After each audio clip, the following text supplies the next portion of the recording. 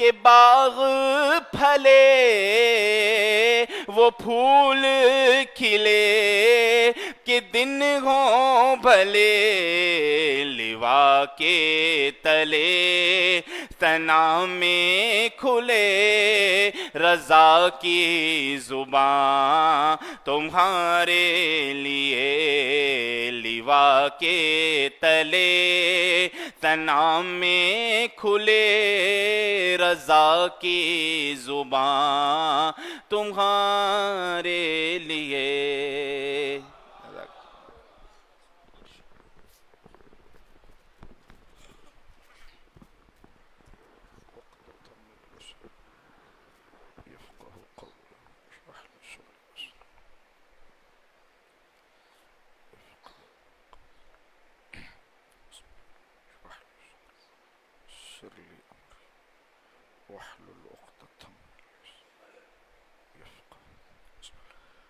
رب اشرح لي صدري ويسر لي امري واحلل عقدة من لساني يفقهوا قولي۔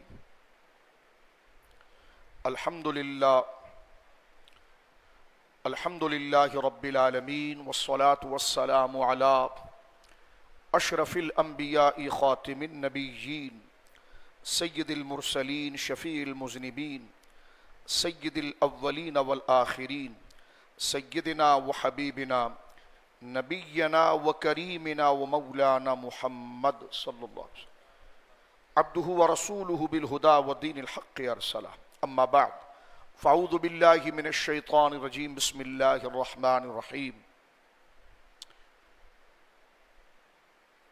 وَإِذْ أَخَذَ اللَّهُ مِيثَاقَ النَّبِيِّينَ لَمَا آتَيْتُكُم من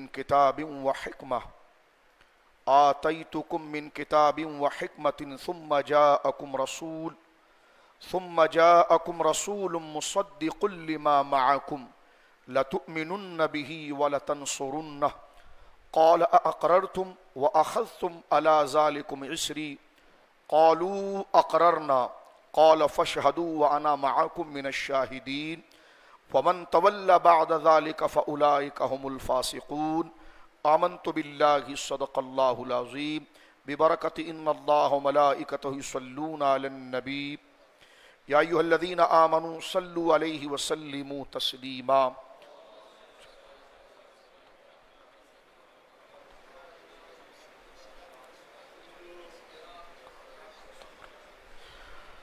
اللهم صل على سيدنا ومولانا محمد معدن الجود والكرم منبع العلم والحلم والحكم وآلہ وصحبہ وبارک وسلم صلاة وسلام علیک یا سیدی یا رسول اللہ، کلہم من رسول اللہ ملتمس غرفا من البحر اور رشفا من الدیم، مولا صلی وسلم دائما سرمدا علی حبیبک خیر الخلق کلہم۔ مولود شریف کی شب ہے، محبت کے ساتھ مل کر پڑھیں۔ فانصب الی ذاتہ ما شئت من شرف فانصب إلى قدره ما شئت من أعظم مولاي صل دائما أبدا على حبيب خلق كلهم مولاي صل سلم دائما أبدا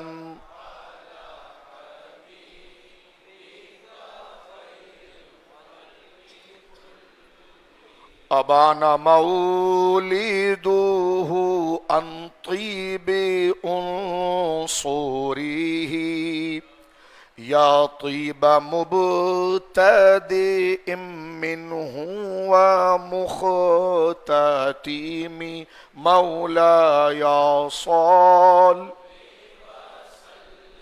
دائما أبدا على حبيبك خير الخلق كلهم۔ اللہ کی حمد و ثنا، نبی محترم، نبی معظم، باعث تخلیق ارض و سما، صلی اللہ علیہ وآلہ آلہ وصحبہ وبارک وسلم کی بارگاہ مقدسہ میں انتہائی محبت و عقیدت کے ساتھ درود و سلام پیش کرنے کے بعد تمام تعریف اللہ وحدہ لا شریک کے لیے ہے۔ اللہ رب العالمین کے فضل و کرم سے اللہ رب العالمین جل وعلا نے اپنے محبوب مکرم خاتم النبیین اللہ کے آخری نبی جناب رسول مکرم صلی اللہ علیہ وسلم کے ذکر مناقب اور آپ کی ذکری شان کے لیے اس مبارک رات میں ہمیں جمع فرمایا کہ جس میں جمہور علماء کے قول کے مطابق 12 ربیع الاول شریف جناب رسول مکرم صلی اللہ علیہ وسلم کی ولادت طیبہ ہے۔ 2 صحابی رسول صلی اللہ علیہ وسلم سے یہ روایت منقول ہے اور تقریباً تاریخ اور حدیث کی تقریباً کتابوں کے اندر ہمیں یہ باتیں ملتی ہیں، کیونکہ یہ درس ہے آہستہ آہستہ آپ کے سامنے اور ضروری اور اہم باتیں کرنا چاہیں گے۔ آپ کی توجہ ہونا ضروری ہے، بیٹھنے کا انداز سننے کا انداز بالکل درست ہونا چاہیے، اور پے در پہ یکے بعد دیگرے ایک امتی کو جناب رسول کریم صلی اللہ علیہ وسلم کے حوالے سے بہت سی باتوں میں سے کچھ جو ضروری باتیں ہیں ان کا جاننا جو ضروری اور لازم ہے، اور کچھ باتیں جو آج کی شب کی مناسبت اور حوالے سے ہے اس کو ہم ذکر کرنا چاہیں گے۔ حضور علیہ الصلوۃ والسلام کی ولادت طیبہ، آپ کا تشریف لانا، یوں تو سرکار دو عالم صلی اللہ علیہ وسلم کا ارشاد ہے کہ کنت اول النبیین فی الخلق وآخرہم فی البعث، فرمایا بنائے جانے میں سب سے پہلے میں ہوں۔ اللہ نے جب خلق بنائی، یعنی اللہ خالق ہے اور جن کو خدا نے بنایا وہ مخلوق ہے، تو جناب رسول کریم فرماتے ہیں کنت اول النبیین فی الخلق، میں نبیین میں سب سے پہلے بنایا گیا، وآخرہم فی البعث، اور زمین پر بھیجنے کے حوالے سے اور مبعوث ہونے کے حوالے سے مجھے سب سے آخر میں بھیجا گیا۔ یہ حدیث مبارکہ۔ جامع ترمذی شریف میں چلے جائیں تو وہاں پر ایک اور سوال حضور علیہ الصلوۃ والسلام سے پوچھا گیا، یہ صحیح احادیث اور حسن درجے کی احادیث ہے۔ حضرت ابو ہریرہ رضی اللہ تعالی عنہ جو جناب رسول کریم صلی اللہ علیہ وسلم کے محبوب اور عظیم صحابی ہیں، انہوں نے حضور علیہ الصلوۃ والسلام سے ایک سوال پوچھا تھا کہ متی وجبت لک النبوۃ یا رسول اللہ، جامع ترمذی شریف کے حضور آپ کو نبوت کب ملی اور آپ نبی کب ہوئے؟ اب نبوت ایک صفت ہے اور اس کے لیے ذات کا ہونا ضروری ہے۔ جب ذات ہی نہیں ہے تو نبوت کس کو ملے گی؟ کیونکہ نبوت ایک رینک ہے، ایک ٹائٹل ہے، ایک منصب ہے، اس کے لیے ضروری اور لازمی یہ ہے کہ جن کو دیا جا رہا ہے وہ ذات پہلے موجود ہو۔ تو حضرت ابو ہریرہ یہ بات کرتے ہیں، ظاہر سی بات ہے یہ بات تو ہر ایک کو پتا تھی کہ سرکار نے 40 سال کی عمر شریف میں غار حرا میں آپ پر پہلی وحی آئی اور آپ نے اعلان کیا۔ جب یہ اتنی عام بات ہے تو پھر سوال کیوں کیا؟ جب یہ بچے کو پتا ہے کہ حضور علیہ الصلوۃ والسلام نے اعلان نبوت 40 سال کی عمر میں کیا، تو جب نبوت کا اعلان 40 سال کے اندر ہوا ہے تو پھر یہ سوال کوئی زیب نہیں دیتا سرکار کی بارگاہ میں۔ تو پتا چلا کہ صحابی آداب بارگاہ مصطفیٰ کو سب سے زیادہ جاننے والے ہیں، ان کا یہ سوال نہیں ہے جو میں اور آپ سمجھ رہے ہیں۔ جب یہ سب کو پتا ہے کہ 40 سال کی عمر میں جناب رسول مکرم صلی اللہ علیہ وسلم نے اعلان نبوت کیا، تو پھر یہ سوال کرنا تو پتا چلا یہ اس سے متعلق نہیں ہے۔ سوال کی ظاہری صورت ویسی بن رہی ہے لیکن اصل میں سوال اس نوعیت کا نہیں ہے، یہ اس سے آگے درجے کی بات ہے۔ اب دوبارہ سنیے، متی وجبت لک النبوۃ یا رسول اللہ، حضور آپ پر نبوت ثابت کب ہوئی؟ تو حضور علیہ الصلوۃ والسلام نے آگے سے یہ نہیں فرمایا کہ تمہیں نہیں پتا 40 سال کی عمر میں، بلکہ حضور نے فرمایا وہ آدم بین الروح والجسد ہے۔ میں آہستہ آہستہ آگے بڑھوں گا کیونکہ حضور کی میلاد کی رات ہے۔ فرمایا جب حضرت آدم بدن جسم اور روح کے درمیان تھے، یعنی مراد یہ ہے کہ حضرت آدم پیدا نہیں ہوئے تھے، بنائے نہیں گئے تھے، اس وقت اللہ رب العالمین نے مجھے نبوت عطا فرما دی تھی۔ یہاں پر علماء نے لکھا، چاہے یہاں کے ہو یا وہاں کے منکرین میلاد ہو، دونوں نے اس بات کو لکھا کہ حضرت ابو ہریرہ اعلان نبوت کی بات نہیں کر رہے تھے، ثبوت نبوت کی بات کر رہے تھے۔ اعلان جو ہوا ہے وہ 40 سال کی عمر میں ہوا ہے، اور ثبوت نبوت اس وقت ہوئی ہے کہ جب انسانوں میں سب سے پہلا انسان، بشروں میں سب سے پہلا بشر، اللہ کے پیارے نبی حضرت آدم پیدا بھی نہیں ہوئے ہیں، پہلا انسان بنایا بھی نہیں گیا ہے، اور حضور سید عالم صلی اللہ علیہ وسلم نبی ہو چکے ہیں۔ آگے مزید چلیے، کسی کے ذہن میں اگر یہ سوال ہو کہ اس روایت کا درجہ حسن ہے، تو پھر بھی کسی مسلمان کو اعتراض نہیں۔ 8 سال 10 سال مدرسے کے اندر اصطلاحات حدیث و مصطلحات حدیث ہم پڑھتے اس لیے ہیں۔ جب ایک صحابی کے لیے حسن درجے کی حدیث مل جائے تو ہم اس کو اپنے سر کا تاج بناتے ہیں، اور بنانا چاہیے۔ تو جب جس کے نسبت سے وہ صحابی بن رہا ہے اور آپ کا آئیڈیل بن رہا ہے، ان کی آنے والی حدیث اگر سند حسن میں ہو، جیسے حضرت امیر معاویہ کی شان میں اکثر حدیث حسن ہے، یعنی صحیح ذاتی سے نیچے درجے کی ہے، صحیح ذاتی سے نیچے درجے کی، ایک آدھ حدیث اوپر درجے کی ہے، اکثر حدیثیں صحیح ذاتی کے نیچے درجے کی ہے، یعنی حسن ہے یا حسن لغیری ہے یا ضعیف روایات ہے، لیکن اس کو پیش کیا جاتا ہے کہ اس سے مقام صحابہ ظاہر ہوتا ہے۔ تو میں نے کہا چمک تجھ سے پاتے ہیں سب پانے والے، اتنا شوق، اتنی محبت، اتنا لگاؤ آپ کو صحابہ کے ساتھ ہے، اور ہونا بھی چاہیے، یہ تو ایمان کا تقاضا ہے۔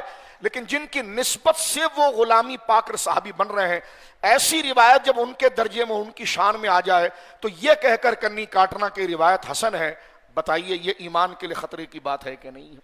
ایک بات میں صرف دعوت فکر دے کر آگے بڑھ رہا ہوں، لیکن اگر ذخیرہ احادیث کو کھنگالا جائے تو ہمارے سامنے صحیح درجے کی روایت میں بھی الفاظ موجود ہیں، اور وہ ایسے صحیح درجے کی ہے جس کو آپ صحیح ذاتی کہیے، جو حدیث کی ثبوت کے اعتبار سے مرفوع روایات میں اور تعداد روایات، تعداد روات کے اعتبار سے سب سے اوپر درجے کا جو ٹائٹل ہوتا ہے صحیح کا، وہ روایت ہمیں مستدرک کے اندر ملتی ہے۔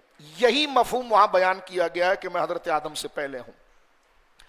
اگر کسی کو شک گزرے کہ اولا کنت اول النبیین فی الخلق وآخرهم فی البعث، کہ میں نبیوں میں بنائے جانے میں سب سے پہلے ہوں اور زمین میں بھیجے جانے میں سب سے آخر میں ہوں، اگر کسی کو یہ زحمت گزرے کہ اس کی سند پر کلام ہے، تو میں سے اونچے درجے کی سند میں نے آپ کے سامنے پڑھ دی جامع ترمذی سے کہ وآدم بین الروح والجسد، کہ میں اس وقت نبی تھا کہ جب آدم علیہ السلام بدن اور روح کے درمیان تھے، وہی مفہوم اوپر درجے سے آ گیا۔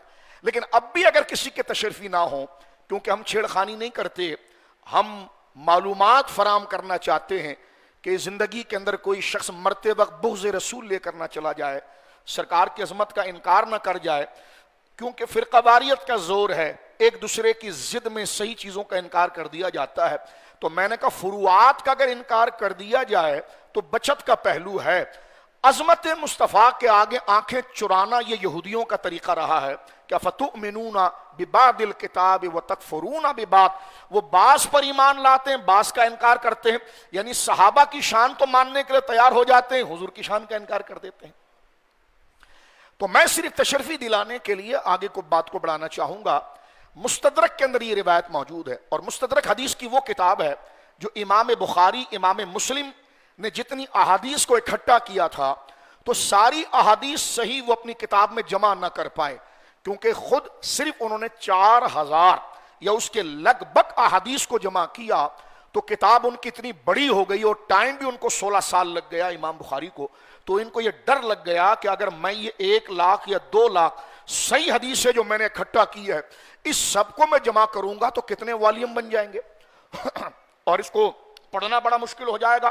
تو امام بخاری نے ان روایات میں سے چند روایات کو چوز کیا، جو 4000 سم تھنگ کچھ روایات بن رہی ہے غیر مقرر، لیکن ان کے شاگردوں میں جیسے امام ترمذی ہیں، امام ابو داؤد ہیں، یہ بات کے محدثین ہیں، ان احادیث کو انہوں نے لینا شروع کیا۔ وہ احادیث ذرا توجہ کرنا، خیر جن کو توجہ ہے وہ توجہ کر رہے ہیں، ان کو جن کو میں سنانا چاہ رہا ہوں، اور ہم ذرا یہاں پر آگے بڑھنا چاہتے ہیں، کیونکہ ہمارا مزاج یہ ہے کہ ہم اہل سنت کے خلاف بات کرنے والوں کی بات کو بڑی توجہ سے سنتے ہیں کہ وہ فلانے نے یہ لکھ دیا فلاں۔ میں نے کہا اس ممبر پر ہم 30 سال سے اس کا جواب دے رہے ہیں، تو آپ کہتے ہیں شاہ صاحب کو کوئی اور تقریر نہیں آتی۔ میں نے کہا آج جو تمہارے ایمان کی بنیادیں ہل رہی ہیں، وہ اسی جہلم کے یہاں وہاں کے فتنوں پر ہل رہی ہے جس پر یہ فقیر 30 سال سے یہاں پر آپ کو سمجھا رہا ہے اور ایک ایک چیز کے جوابات دے رہا ہے. تو ہمارے بار شنٹو قسم کے دوست کہتے ہیں یار میلاد میں بھی یہ تقریر ہو رہی ہے. تو میں نے کہا جو تو بد مذہب ہو رہا ہے تو اس کا کلپ سن کر ہو رہا ہے نا, تو وہ فرقہ واریت نہیں ہے. تو نے کون سے اس سے کہ حلوہ کھلانے یا پانی پلانے والی حدیث سے متاثر ہو گیا؟ بات سمجھ رہے میری آپ؟ لیکن میرے دوستوں بزرگوں, سچ چاہے جتنا پولائٹ طریقے سے بیان کیا جائے, کتنا ہمبل طریقے سے بیان کیا جائے, سچ ہوتا کڑوا ہے. چاہے جتنا ہمبل بن جائیں, چاہے جتنا پولائٹ بن جائیں, چاہے جتنا نرم بن جائیں, سچ ہوتا کڑوا ہے اور جھوٹ میں اٹریکشن ہوتی ہے. اب آپ دیکھیں ایک فتنہ ہمارے پاکستان میں گردش کر رہا ہے دیگر لوگوں کا. وہ کیا بات کر رہے ہیں؟ وہ وہی بات کر رہے ہیں جو آپ کے عقیدے کی مخالفت کی ہے. 2 منٹ کا کلپ آپ کے سامنے آتا ہے, پریشان ہو جاتے ہیں. اللہ معاف کرے, کچھ لوگ پلٹ جاتے ہیں اور پھر ہمیں یہاں پر آ کر بتاتے ہیں کہ آپ کیا تقریر کر رہے ہیں.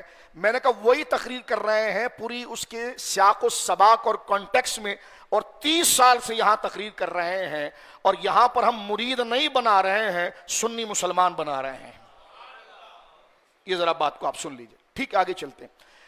اب یہ بات گرا نہیں گزرنی چاہیے آپ پر, یہ تحقیق اور ریسرچ سے متعلق ہے. کچھ کہتے کیا باتیں ہونا شروع ہو گئی. تو میں نے کہا جو اتنی ڈیبیٹ آپ سنتے تو ڈیبیٹ کس کو کہتے ہیں؟ اگر میں الزام نہیں کھڑا کروں گا تو جواب کیسے سمجھیں گے آپ؟ اگر میں اعتراض نہیں قائم کروں گا تو آپ جواب کیسے؟ یہی اعتراض اگر کوئی دوسرا آپ کو بتائے تو آپ کا ایمان ہل جائے. تو وہی اعتراض مکمل امانت کے ساتھ اس کی دلیل میں پڑھ کر آپ کو بتاؤں کہ جناب اس کا صحیح کانسیپٹ کیا ہے, تو اس میں آپ کو اتنا ذہنی طور پر شریف اور نازک اور کلی اور نہیں بننا چاہیے کہ ہائے ہائے کیا بات ہو گئی ہے. تو یہ بھی ذرا غور کرنا چاہیے. بازار سے چیز لینے کے لیے 4 دکان کو دیکھتے ہیں اور دین کے لیے ہر جگہ پر ہاتھ ڈالتے ہیں, لیکن اس 30 سالوں میں ہم نے ان کو پھر برباد ہوتا ہوا بھی دیکھا کہ پیسہ تو انہوں نے کما لیا لیکن عزت اور اخلاق ان کے پاس نہیں رہی. جس نے عقیدے اور ایمان اور اسلام کو اہمیت نہیں دیا وہ نام کا سنی رہا. ہم انگلیوں پر گنوا سکتے ہیں اس علاقے کے اندر, لیکن ان کی اخلاق نہیں رہی. کیونکہ خدا کے دین, ایک دفعہ ہم حضور کے علم پاک پر تقریر کر رہے تھے, یہاں ایک بندہ بیٹھ کر کے لگا آپ کو اس کے علاوہ کوئی تقریر نہیں آتی؟ میں نے کہا حضور کا علم شریف جو نبوت کی سب سے بڑی دلیل ہے, تجھے اتنا تکبر آیا؟ پتا چلا آج وہ کسی بد مذہب کے ساتھ پھر رہا ہے لوٹا بستر اٹھا کر. تو اللہ رب العالمین الحمدللہ الذی عافانی من مبتلاک بہ وفضلنی علی کثیر ممن خلق تفضیلا.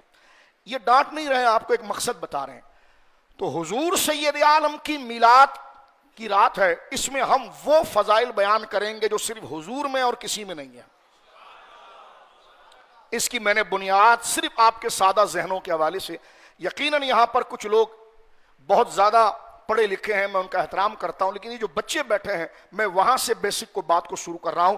ہمارے آقا علیہ الصلوۃ والسلام کی وہ خصوصیات, وہ انفرادی حیثیت جو کسی نبی کو نہیں ملی, ان میں سے ایک یہ ہے کہ اللہ نے سب سے پہلے آپ کو تخلیق کیا ہے. یہ وہ شان ہے, اللہ نے سب سے پہلے آپ کو تخلیق. یہ چشتی رسول اللہ والا مسئلہ جو آج اٹھائے نا, مجھے اچھی طرح یاد ہے کہ جب میں 98 میں آیا ہوں تو 99 یا 2000 میں نے 3 درس اس مسئلے پہ یہاں پر دیے ہیں, اور لوگ کہتے جی کیا ہوا؟ میں نے کہا آج اس ایک کذاب کے کلپ کو لے کر آپ ڈاماڈول ہو رہے ہیں. اس لیے اللہ رب العالمین عافیت عطا فرمائے, اور اللہ رب العالمین جل والا سمجھنے کی قدر عطا فرمائے. ہم چاہتے تو 2-4 حدیثیں آپ کو باپ کے فضائل پر سنا کر اور ادھر کے فضائل کو جی السلام علیکم وعلیکم السلام, آپ کہتے جی بہت اچھی تقریر, اور بعد میں جب آپ کو باہر کسی گرمی کا سامنا ہوتا تو شاید ہم نے آپ کو بہت زیادہ اپنا سمجھ لیا ہے, اس لیے ہم خود بولنے میں حساس ہو گئے ہیں. اللہ رب العالمین عافیت فرمائے. حضور کی خصوصیات میں سے جس میں حضور کے ساتھ کوئی شریک نہیں ہے, اس میں سے پہلی خصوصیت میرے بچوں, بزرگوں, بڑے بھائیوں, وہ یہ ہے کہ اللہ نے اس کائنات میں سب سے پہلے جس کو بنایا وہ جناب رسول اللہ ہے. اس پر میں نے ایک حدیث پڑھی آپ کے سامنے کہ کنت اول النبیین فی الخلق وآخر فی البعث, نبیوں میں بنائے جانے میں پہلے ہوں اور نبیوں میں بھیجے جانے میں آخر ہوں. شاید کوئی دوست کہے کہ ہمیں اور مطمئن کریں, اس کی سند پر کچھ کلام ہے, میں زحمت اس کی قبول کرتے ہوئے آگے بڑھنا چاہتا ہوں. میں کہتا ہوں آؤ پھر جامع ترمذی میں چلے, وہاں سند حسن سے اوپر درجے پر یہ بات ہے کہ وہ آدم بین الروح والجسد, یہی کانسیپٹ وہاں اور طاقت کے ذریعے بیان کیا جا رہا ہے کہ میں اس وقت نبی تھا کہ جب آدم سے مراد کیا ہے؟ پہلا انسان، خلق کا پہلا فرد، وہ نہیں ہے، یعنی انبیاء حضرت آدم سے مراد حضرت آدم تو ہیں، لیکن یہاں سے یہ بتایا جا رہا ہے کہ جہاں سے بشریت اور انسانیت کی ابتدا ہو رہی ہے اس فرد کو بنایا نہیں گیا، وہ اپنی روح اور بدن کے درمیان ہے، اور اللہ نے مجھے نبی بنا دیا تھا۔ اب بھی اگر کسی کو پریشانی ہو کہ نہیں جناب آج کل ریسرچ اور تحقیق کا دور ہے، تو میں نے کہا تحقیق کا دور تو پچھلے گزر گیا، آج تو جہالت کا دور ہے، کیونکہ تحقیق وہ ہوتی ہے جس کو دیکھ کر بندہ قبول کرتا ہے، آج تو مناظرے مباحثے کے لیے ہوتی ہے۔ چلیں اس سے اوپر درجے کی بات کرتے ہیں۔ میں نے عرض کیا امام بخاری اور امام مسلم یہ دونوں استاد اور شاگرد ہیں، یہ اہل سنت میں اس جو حدیثیں یہ دونوں لے لیں، اب یعنی ایک حدیث خاص شرائط کے ساتھ ضابطے کے ساتھ امام بخاری کہیں کہ اس میں وہ ساری کوالٹی موجود ہیں کہ اس بات پر اعتماد کیا جا سکتا ہے کہ یہ قول رسول اللہ کا ہے، سند بعد سند۔ حضرت امام بخاری کے کسی راوی کو پرکھنے کی بڑی کڑک شرائط ہیں، امام مسلم کی اس میں تھوڑی نرم شرائط ہیں۔ خیر میں ادھر نہیں جاتا کہ وہ براہ راست سننا چاہتے ہیں، امام مسلم کے نزدیک زمانہ ایک ہو تو سما ثابت ہو جاتا ہے، لیکن علماء اہل سنہ کے نزدیک کوئی حدیث جس کے راوی امام بخاری بھی قبول کر لیں امام مسلم بھی قبول کر لیں تو اس کو خاص ٹرمینالوجی سے ہم یاد کرتے ہیں متفقن علیہ، کہ اس پر یہ دونوں بزرگ شیخان، یہ دونوں استاد متحد ہیں، تو یہ حدیث کی سند اور یہ حدیث کا مقام بہت اونچا ہوتا ہے اہل سنت کے نزدیک۔ اب آپ دیکھیے، اب جو میں حدیث پڑھنے جا رہا ہوں یہ امام بخاری امام مسلم دونوں کی ہے، یعنی اس درجے کی ہے۔ میں ڈائریکٹ حدیث پڑھ دیتا آپ کے سامنے، لیکن اس کی اہمیت میں آپ کو بتانے کے لیے تھوڑا، تاکہ اصول اور فن سے بھی میں اور آپ واقف ہو جائیں کہ یہ محض تقریر نہیں، پورا مدرسہ لگا ہے کہ حضور کی شان کے ساتھ ساتھ علم حدیث بھی ہم کچھ سمجھنے لگیں تاکہ ہم کسی اور کو یہ میسج صحیح طریقے سے کنوے کر سکیں۔ امام بخاری امام مسلم نے اپنی کتابوں سے جو حدیثیں چھوڑ دیں اس ڈر سے کہ کہیں بڑھ نہ جائے، تو اس کو آخری زمانے میں، آخری زمانے سے مراد ان کے کچھ زمانے کے بعد ایک عظیم عالم گزرے امام حاکم صاحب مستدرک، انہوں نے اپنی کتاب مستدرک کے اندر اس کو جمع کیا ہے، لیکن اس میں یہ ہوا ہے کہ جب مستدرک کے اندر جمع کیا تو ظاہر سی بات ہے محدثین ہیں، انسان ہیں، کبھی کبھی کوئی کمزوری رہ جاتی ہے۔ امام حاکم سے بظاہر علماء اور محدثین کے نزدیک جمع کرنے میں، کمپائل کرنے میں کچھ کمی رہ گئی، بعض ان احادیث کو بھی آپ نے بخاری مسلم کا کہہ دیا جو امام بخاری کے نہیں تھی، مسلم کے نہیں تھی، تو اس میں بہت بڑا اس زمانے میں ایک مسئلہ چل پڑا۔ اب ظاہر سی بات ہے علماء نے کہا کہ اس کتاب کو رد کر دیں، پھر علماء آگے بڑھے کہ نہیں، اس میں 99.9 باتیں ٹھیک ہے، 1% بات ایسی ہے کہ جس میں تھوڑی سی کمزوری آ گئی ہے، تو کوئی عالم جو علم حدیث میں مہارت رکھتا ہو اور ایک ایک راوی حدیث کی بائیوگرافی، تحقیق، اس کے حافظے، پوری اس کی ہسٹری کو جانتا ہو، ایسا کوئی عالم میدان میں آئے اور امت پر احسان کرے، اور یہ ذخیرہ حدیث جو حضور علیہ السلام کی امانت اور امت کی امانت ہے، اور اس میں بہت بڑا خزانہ موجود ہے امت کے لیے، یہ ضائع نہ ہو، تو یہ صحرا امام ذہبی کے سر آتا ہے جو بہت بڑے امام تھے۔ انہوں نے کہا میں یہ کام کرتا ہوں، اور امام ذہبی نے مستدرک کی شروع سے لے کر آخر تک پر کام کیا، اور جہاں امام حاکم سے کوئی سہو یا تسامح ہو گیا فوراً آپ نے وہاں پر ٹوکا، لیکن جہاں پر امام حاکم کسی حدیث کو لا کر یہ دعویٰ کر رہے ہوں کہ یہ حدیث بخاری مسلم کی ہے، اور ادھر امام حاکم امام ذہبی ان کے ساتھ متفق ہو جائیں اور کہیں ہاں یہاں پر حاکم گویا کہ سہو نہیں کر رہے، ٹھیک کہہ رہے ہیں، تو یہ حدیث سونے کے پانی کی طرح ہو جاتی ہے۔ اب یہ پورا میں نے سیاق آپ کو بتایا صرف عظمت مصطفیٰ کے لیے۔ لوگوں کے 2 منٹ اور 1.5 منٹ کے کلپ کو لوگ سنتے ہیں، یہ اب جو حدیث میں پڑھ رہا ہوں آپ کے سامنے وہ اس شرائط کے ساتھ امام حاکم اس کو مستدرک میں لائے ہیں اور کہا ہے کہ یہ امام بخاری امام مسلم کی حدیث ہے، اور امام ذہبی نے اس کی توثیق کی ہے، اور اس میں یہ جملہ موجود ہے وہ ابھی منجدل فی طینہ، میں اس وقت تھا جب آدم کا خمیر گوندا جا رہا تھا۔ اب دیکھیں الفاظ مختلف ہو رہے ہیں، مفہوم ایک ہی ہے کہ حضور پہلے ہیں، ادھر کہا نبیوں میں بنانے میں پہلا ہوں، ادھر کہا آدم जिस्म और रूह के दरमियान थे मैं था। इधर कह रहे हैं, इस हदीस में आ रहा है कि हजरत आदम का खमीर, जो मिट्टी जिससे बदन को बनाया गया, उसको गूंदा जा रहा था और मैं उस वक्त था। तो तीनों हदीसों के, जाहिर सी बात है, जब आप एक बात जब करेंगे किसी से, एक हकीकत को जब आप एक दोस्त के सामने बयान करेंगे तो उसका पहराया, अल्फाज, स्टाइल और होगा। वही बात जब दूसरे से करेंगे तो थोड़े अल्फाज बदलेंगे, लेकिन मौजू वो होगा। इसी तरह सहाबा को हुजूर ने जब मुख्तलिफ अंदाज में ये बातें की है तो बात एक ही थी, लेकिन अल्फाज मुख्तलिफ इस्तेमाल हुए। ये अल्फाज का मुख्तलिफ इस्तेमाल होना ये बिल्कुल नेचर तरीका है। मैं आपसे पूछूं आप कहां से आए हैं, आप कहेंगे मैं हैदराबाद या सिंध से आया हूं। कि कोई दूसरा बंदा थोड़ी 10-15 मिनट के बाद आपसे कहा कि आप कहां से आए, क्या यार मैं बस यहीं पर था, सफर पर गया हुआ था। अब वो नाम हैदराबाद आपने लिया ही नहीं। तो गोया का इंसान अपनी सहूलत के एतबार से जैसे लोग बदलते हैं, इस तरह वो अपने अल्फाज को, नेचुरल तरीका है। तो हुजूर सैयद आलम ने इन तीनों रिवायतों में मफहूम एक ही दिया है कि अल्लाह ने मुझे उस वक्त बना दिया था कि जब हजरत आदम अलैहिस्सलाम को अल्लाह ने नहीं बनाया था। और ये जनाब रसूलुल्लाह की इनफरादियत है।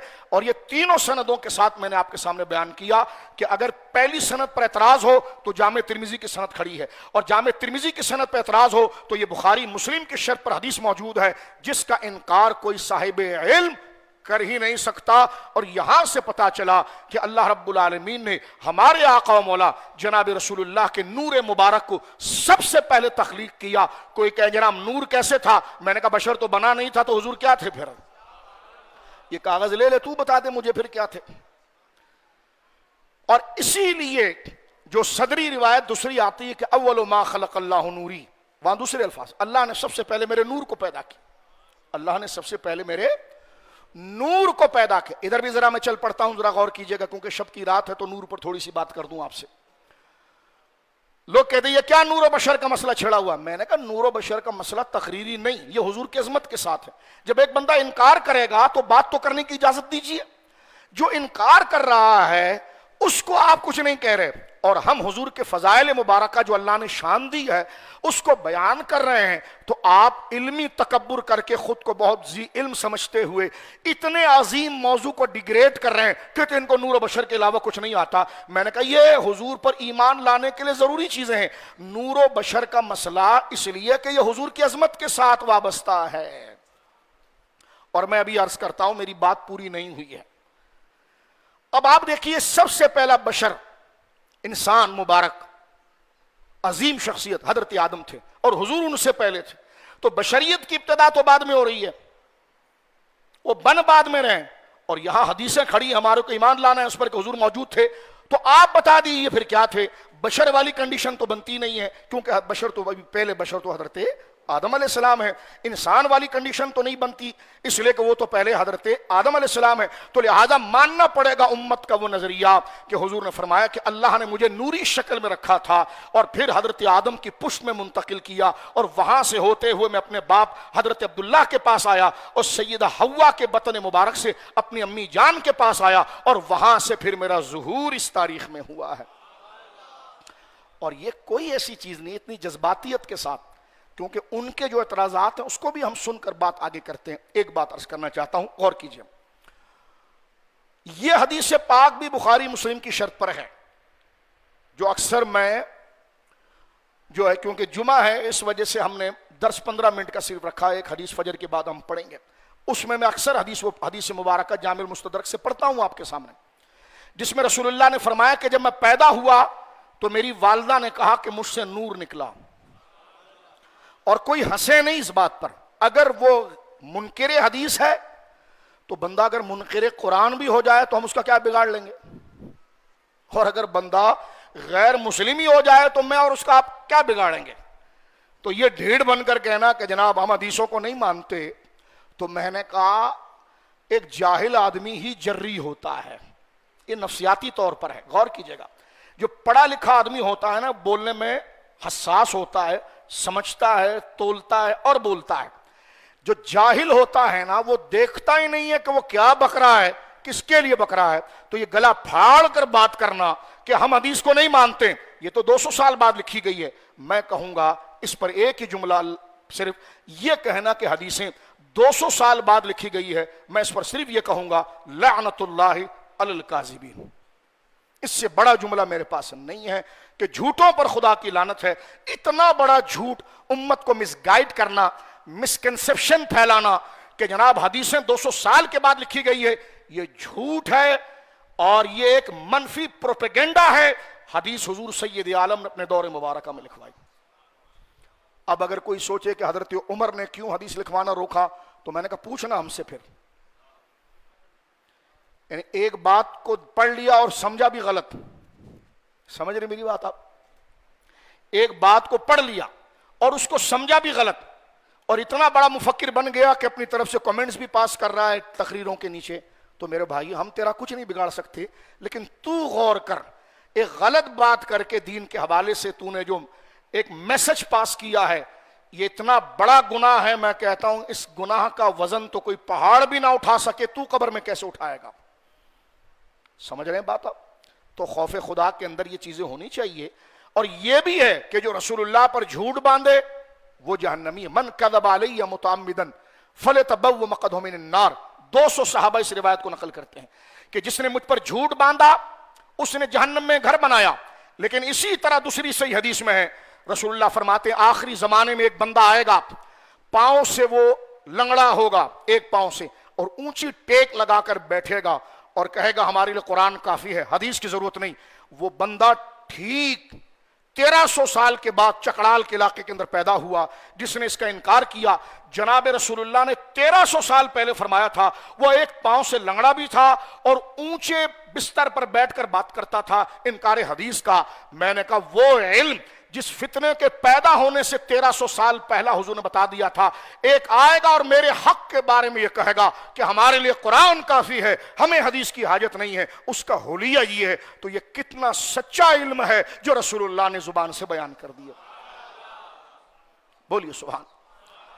اور کتنی مشہور بات ہے ابو داؤد شریف کی کہ ایک صحابی جب حضور علیہ السلام کی ہر بات کو لکھ لیا کرتے تھے تو قریش کے لوگوں نے ان کو رکھا، یہ ابو داؤد شریف میں، یعنی آپ ذرا تھوڑا سے دماغ پر زور دیں، یہ جو احادیث کی کتاب ہے 1400 سال سے ایک مجھے عالم بتا دی جو نہیں مانتا ہوگا، ساری امت مانتے آئی ہے، لیکن یہ 100 میں سے ایک بندہ کھڑا ہو اور ہمارے لوگوں کی دنیا پرستی اور دین سے سنسیئر نہ ہونے کا حال یہ ہے کہ جو سچی بات ہے اس کو نہیں سنیں گے، ایک کی بات کو سنیں گے۔ یہ انسان کے اندر جہالت ہوتی ہے کہ وہ سچ کو بھی 100 دفعہ سنے نا تو اگنور کرنے لگ جاتا ہے کہ بار بار سن رہا ہوں، اور جھوٹ کو ایک دفعہ سنے تو اٹریکٹ ہوتا ہے۔ لیکن میرے دوستو بزرگوں، یہ باتیں دنیا میں تو چل سکتی ہے، تو کیا ہم بچپن سے سن رہے ہیں اللہ ایک ہے، تو اگر کوئی معاذ اللہ ہمارے سامنے یہ بات کر دے کہ اللہ ایک نہیں دو ہے علیاذ باللہ، تو کیا ہم یہ سچ جو بار بار سن رہے ہیں کہ اللہ ایک ہے، تو کیا ہمارے کان پک رہے ہیں اس سے اور اس کو اگنور کریں گے؟ نہیں، سچ وہ ہے جو ہمیشہ اس کو رکھنا ہے۔ سچ خود ایک آزمائش ہے کہ آپ اس کو کس طریقے سے قبول کرتے ہیں۔ اب آپ دیکھیے رسول کریم صلی اللہ علیہ وسلم کا فرمان اسی مستدرک میں، اسی حدیث کے نیچے جس کی پوری سند میں نے بھی پڑھی ہے کہ میں اس وقت نبی تھا کہ جب حضرت آدم کا خمیر گوندا جا رہا تھا، اسی میں الفاظ ہے کہ انا دعوت اب ابراہیم، میں ابراہیم علیہ السلام کی دعا ہوں۔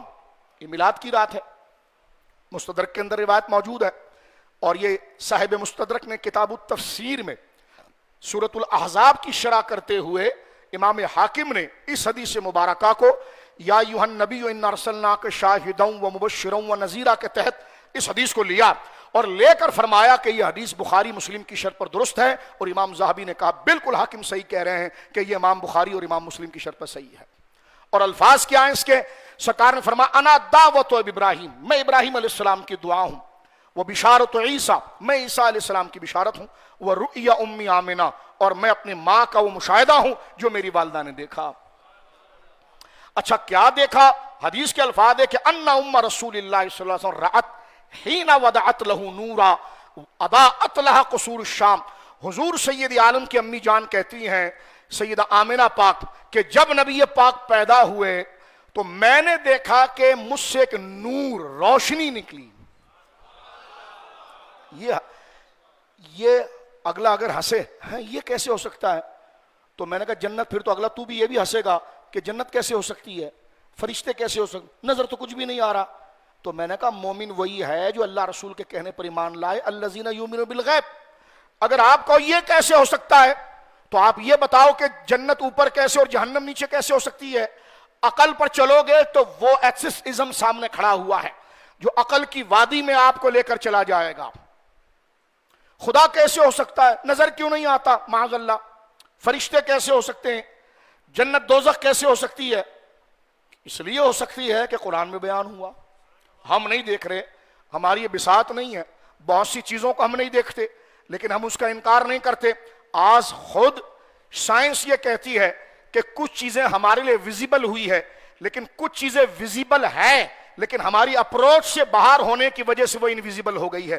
تو سائنس اتنی قریب جا کر اس چیز کو قبول کر رہی ہے تو ایک ایک وہ چیزیں جو اسلام بیان کر رہا ہے وہ سامنے آ رہی ہے۔ تو یہ کہنا یہ کیسے ہو سکتا ہے کہ حضور علیہ الصلوۃ والسلام کے بدن مبارک حضرت آمنہ سے نور نکلا؟ میں نے کہا اللہ رب العالمین، وہ کہتے کہ نہیں، لا آف نیچر یہ نہیں ہے، لا آف نیچر یہ نہیں ہے، نیچر کا قانون یہ نہیں ہے، اس لیے کہ گریویٹی ایسی ہے کہ اگر اب آپ دیکھیں اوپر سے کوئی آپ بھاری چیز پھینکے تو نیچے جائے گی۔ وہ کہتے ہیں یہ لا آف نیچر ہے۔ میں نے کہا یہ لا آف نیچر میرے اور آپ کے لیے، اللہ کے لیے نہیں۔ وہ رب جو بغیر باپ کے حضرت عیسیٰ کو پیدا کر دے، مجھے بتائیے سائنس اس کو پروف کرے کہ ایک خاتون کے قریب مرد اس کا شوہر گیا نہ ہو اور بچے کی ولادت ہو گئی، کیسے ہو سکتا ہے؟ اس میں کاز کیا ہے؟ بغیر کاز کے یہ چیز کیسے سامنے ہو سکتی ہے؟ کیونکہ کاز اینڈ فیکٹ یہ لا آف نیچر ہے، لیکن یہاں اس سے ہٹ کر کام ہو رہا ہے کہ حضرت عیسیٰ علیہ السلام کی ولادت جو ہے وہ باپ کے بغیر ہو رہی ہے۔ حضرت آدم کی ولادت باپ اور ماں دونوں کے بغیر ہو رہی ہے۔ آگ جلاتی ہے لیکن حضرت ابراہیم کے لیے وہ آگ گلزار ہو رہی ہے۔ تو یہ لا آف نیچر کا ہم انکار نہیں کرتے، یہ دنیا پر ایگزسٹ کرتا ہے، لیکن جس نے نیچر کو بنایا ہے، جس نے کائنات کو بنایا ہے، وہ اس کے تابع نہیں ہے، ہر لا اس کے تابع ہے۔ وہ چاہے تو دوائی کو آپ کے لیے زہر بنا دے جس کا کام شفا دینا ہے، اور وہ چاہے زہر کو آپ کے لیے شفا بنا دے۔ یہ لا آف نیچر جو آپ کہہ رہے ہیں یہ میرے اور آپ کے لیے ہے، یہ خالق و مالک کے لیے نہیں ہے۔ جب چاہے وہ ضرر کو نفع والا کر دے، نفع کو ضرر والا کر دے۔ ایک جگنو کو آپ دیکھیے، آپ نے اگر کبھی رات کو گاؤں دیہات میں دیکھا ہو، کبھی آپ کا بالکل گاؤں دیہات میں جانا آنا ہوا ہو جہاں بھینسے کے باڑے ہوتے ہیں نا، اور جہاں ان کے باڑے بنے ہوئے ہوتے ہیں وہاں یہ زیادہ پائے جاتے ہیں جہاں لائٹ نہ ہو۔ تو باقاعدہ ہم نے تو اپنے بچپن میں ہاتھوں سے پکڑا بھی اپنے اس کی ایسی روشنی جس سے ہاتھ میں پورا ہاتھ روشن ہو گیا۔ وہ ایک چھوٹا سا کیڑا ہے لیکن جب فلائی کرتا ہے تو اس کا آدھا جسم بالکل کیپسول جیسا ہوتا ہے، ویسا ہے، اور ایسا لائٹ کرتا ہے جیسا آپ کا چراغا لائٹ کرتا ہے۔ تو آپ اندازہ لگائیے یہ خالق کائنات نے اس بات کو بتا دیا کہ ایک بدن کے اندر ہم نور کو، لائٹ کو اور اس کے کثیف بدن دونوں کو جمع کر سکتے ہیں۔ تو یہ چیزیں امپاسبل ہے کہاں پر، یہ محال ہے کہاں پر؟ یہ بلا تشبیہ میں نے ایک بات آپ کے سامنے پیش کی ہے۔ اور ایک بات یہ ہے کہ جنات اور انسان ایک نہیں ہو سکتے کیونکہ یہ دونوں ایک دوسرے سے اپوزٹ ہیں، اور جو چیز اپوزٹ نہ ہو وہ سملر ہو سکتے ہیں، وہ جمع ہو سکتے ہیں، وہ ایک جیسے ہو سکتے ہیں۔ مثلا کیسے؟ جیسے دیکھیں کفر اور ایمان ایک نہیں ہو سکتا، یہ اپوزٹ ہے۔ دن اور رات ایک نہیں ہو سکتے، ٹھیک ہے۔ صحت اور مرض ایک، میرے خیال میں سولو میں ہی دیکھ لوں تو زیادہ اچھا ہے تاکہ میں پریپئر رہوں، کیونکہ آپ تو سب میرے خیال میں چہرہ سو رہے ہیں۔ کچھ چہرے پر تاثر لائیے، یہ چیزیں آپ کو ایسی جگہ پر کام آئے گی نا تو ہاتھ اٹھا اٹھا کر دعا دو گے ہمارے کو، جس زمانے سے ہم گزر رہے ہیں۔ غور کیجیے آپ، لیکن جو چیز آپس میں اپوزٹ نہ ہو، ان کا کمبائن ہونا، جمع ہو جانا، یہ جائز ہے۔ تو بشر کی ضد جو ہے وہ جن ہے،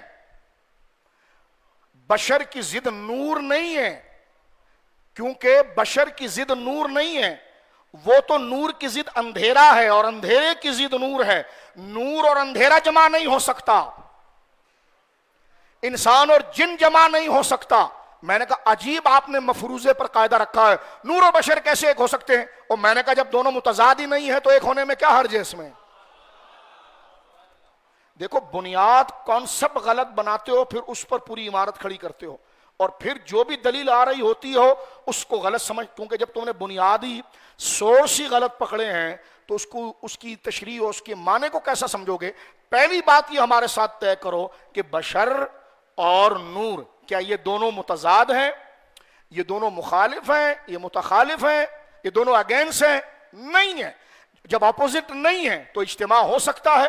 تو یہ کہنا سیدہ آمنہ پاک کا، اور جبکہ بار بار میں آپ کے سامنے بڑی انکساری سے عرض کر رہا ہوں کہ یہ بخاری مسلم کی شرط پر انتہائی صحیح حدیث ہے، اگر اس کا انکار کریں گے تو پھر پورے دین کا انکار ہوگا جو اس لیول میں بیان ہو رہی ہے چیزیں، کیونکہ جہاں پر نماز اور دیگر چیزیں جن صحیح حدیثوں سے آ رہی ہے اسی سندوں کے ساتھ یہ باتیں آ رہی ہیں جو سیدہ آمنہ نے کہا کہ میں اپنے کمرے میں تھی، تہجد کا وقت تھا، اور جب نبی پاک کی پیدائش ہوئی تو میں نے دیکھا کہ مجھے کچھ محسوس نہیں ہوا، یوں لگا جیسے روشنی مجھ سے نکلی ہے، روشنی مجھ سے نکلی۔ اور روشنی کے بارے میں فرما اضاءت لہا قصور الشام، وہ روشنی ایسی تھی کہ ملک شام کے جو محلات تھے نا وہ میرے لیے روشن ہو گئے۔ اب ان احادیث کا کیا کریں گے آپ؟ فرمایا کہ وہ محلات میرے لیے روشن ہو گئے۔ یہاں پر ایک سوال کا جواب دے کر میں آگے بڑھ جانا چاہتا ہوں کہ دیکھیں، نور کو ہم دو چیزوں میں تقسیم کر سکتے ہیں، جیسے علم نور ہے، گائیڈنس ہے، اس میں ہدایت ہے، لیکن لائٹ چلی جائے تو آپ کی کتاب آپ کے کمرے کو روشن نہیں کرتی۔ تو آپ کو کوئی کہے جناب تم تو کہہ رہے تھے کہ کتابوں میں نور ہے، علم نور ہے، تو یہ لائٹ چلی گئی ہے تو یہ کمرہ کیوں روشن نہیں ہو رہا؟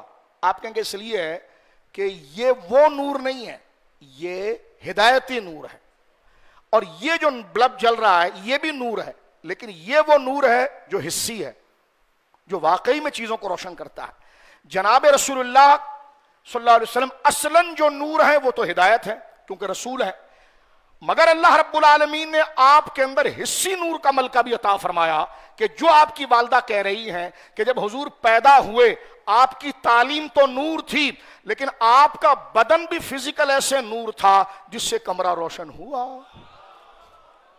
اور صحیح حدیث ہے، میری بات کو رد نہیں کرنا، میں مثالیں نہیں دے رہا ہوں، نیچے کومنٹس کرتے ہیں جہالت میں کہ یہ کیا، میں نے حدیث پڑھی ہے بخاری مسلم کی شرط پر، اور آپ سمجھو مسئلے کو پھر کومنٹس کرنا، پہلے دلائل کو سمجھو، کیونکہ بات حضور کی شان کی ہے، اور علمی دیانت اور جو میچور طریقہ علمی، الحمدللہ اس رات کو بیٹھ کر ہم دین کا مذاق بنانے کے لیے نہیں بیٹھے، معاذ اللہ، اس سطح پر بات کرتے ہیں جس سطح پر بات کرنے کا حق بنتا ہے، یہ سمجھ لیجیے آپ، تو اس سطح پر ہم آپ کے سامنے بات کر رہے ہیں۔ تو یہ جناب رسول اللہ صلی اللہ علیہ وسلم کا مقام ہے۔ یہاں سے ہم نے حضور کی آمد کے حوالے سے ایک بات کی، اب تھوڑا سے آگے چلتے ہیں۔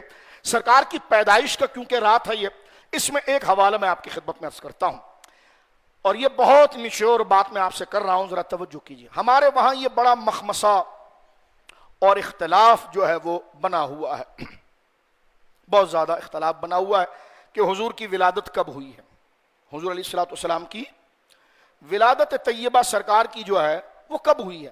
میں نے کہا اس میں پڑھنے کی ضرورت کیا ہے آپ کو، سمپل کانسیپٹ بھائی۔ دیکھیں تاریخ، آپ کالج یونیورسٹیوں کے بچے بیٹھے، جو ہسٹری کا سبجیکٹ ہوتا ہے نا، اس میں ایک چیز پر 10 آپشنل بات وہ آگے سامنے آ رہی ہوتی، یہ دو نہیں، دو، بعض نے کہا جی 2 تاریخ، بعض نے کہا جی 4، بعض نے کہا جی 9، تو اس میں نہیں الجھتے، مین کانسیپٹ کو دیکھا جاتا ہے کہ اس شخصیت سے ہمارا تعلق کیا ہے۔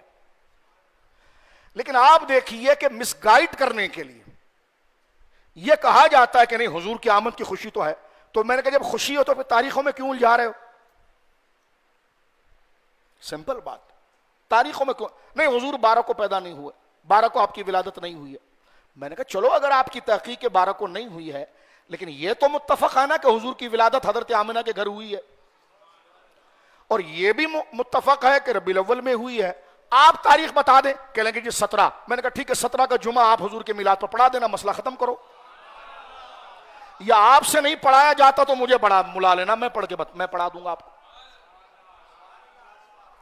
نہیں، یہ صرف چڑھانے کے لیے نہیں کر رہا میں، یہ وقت یہ باتیں کرنے کا نہیں ہے، لیکن ہمیں دیکھیں کہاں لے جایا جاتا ہے۔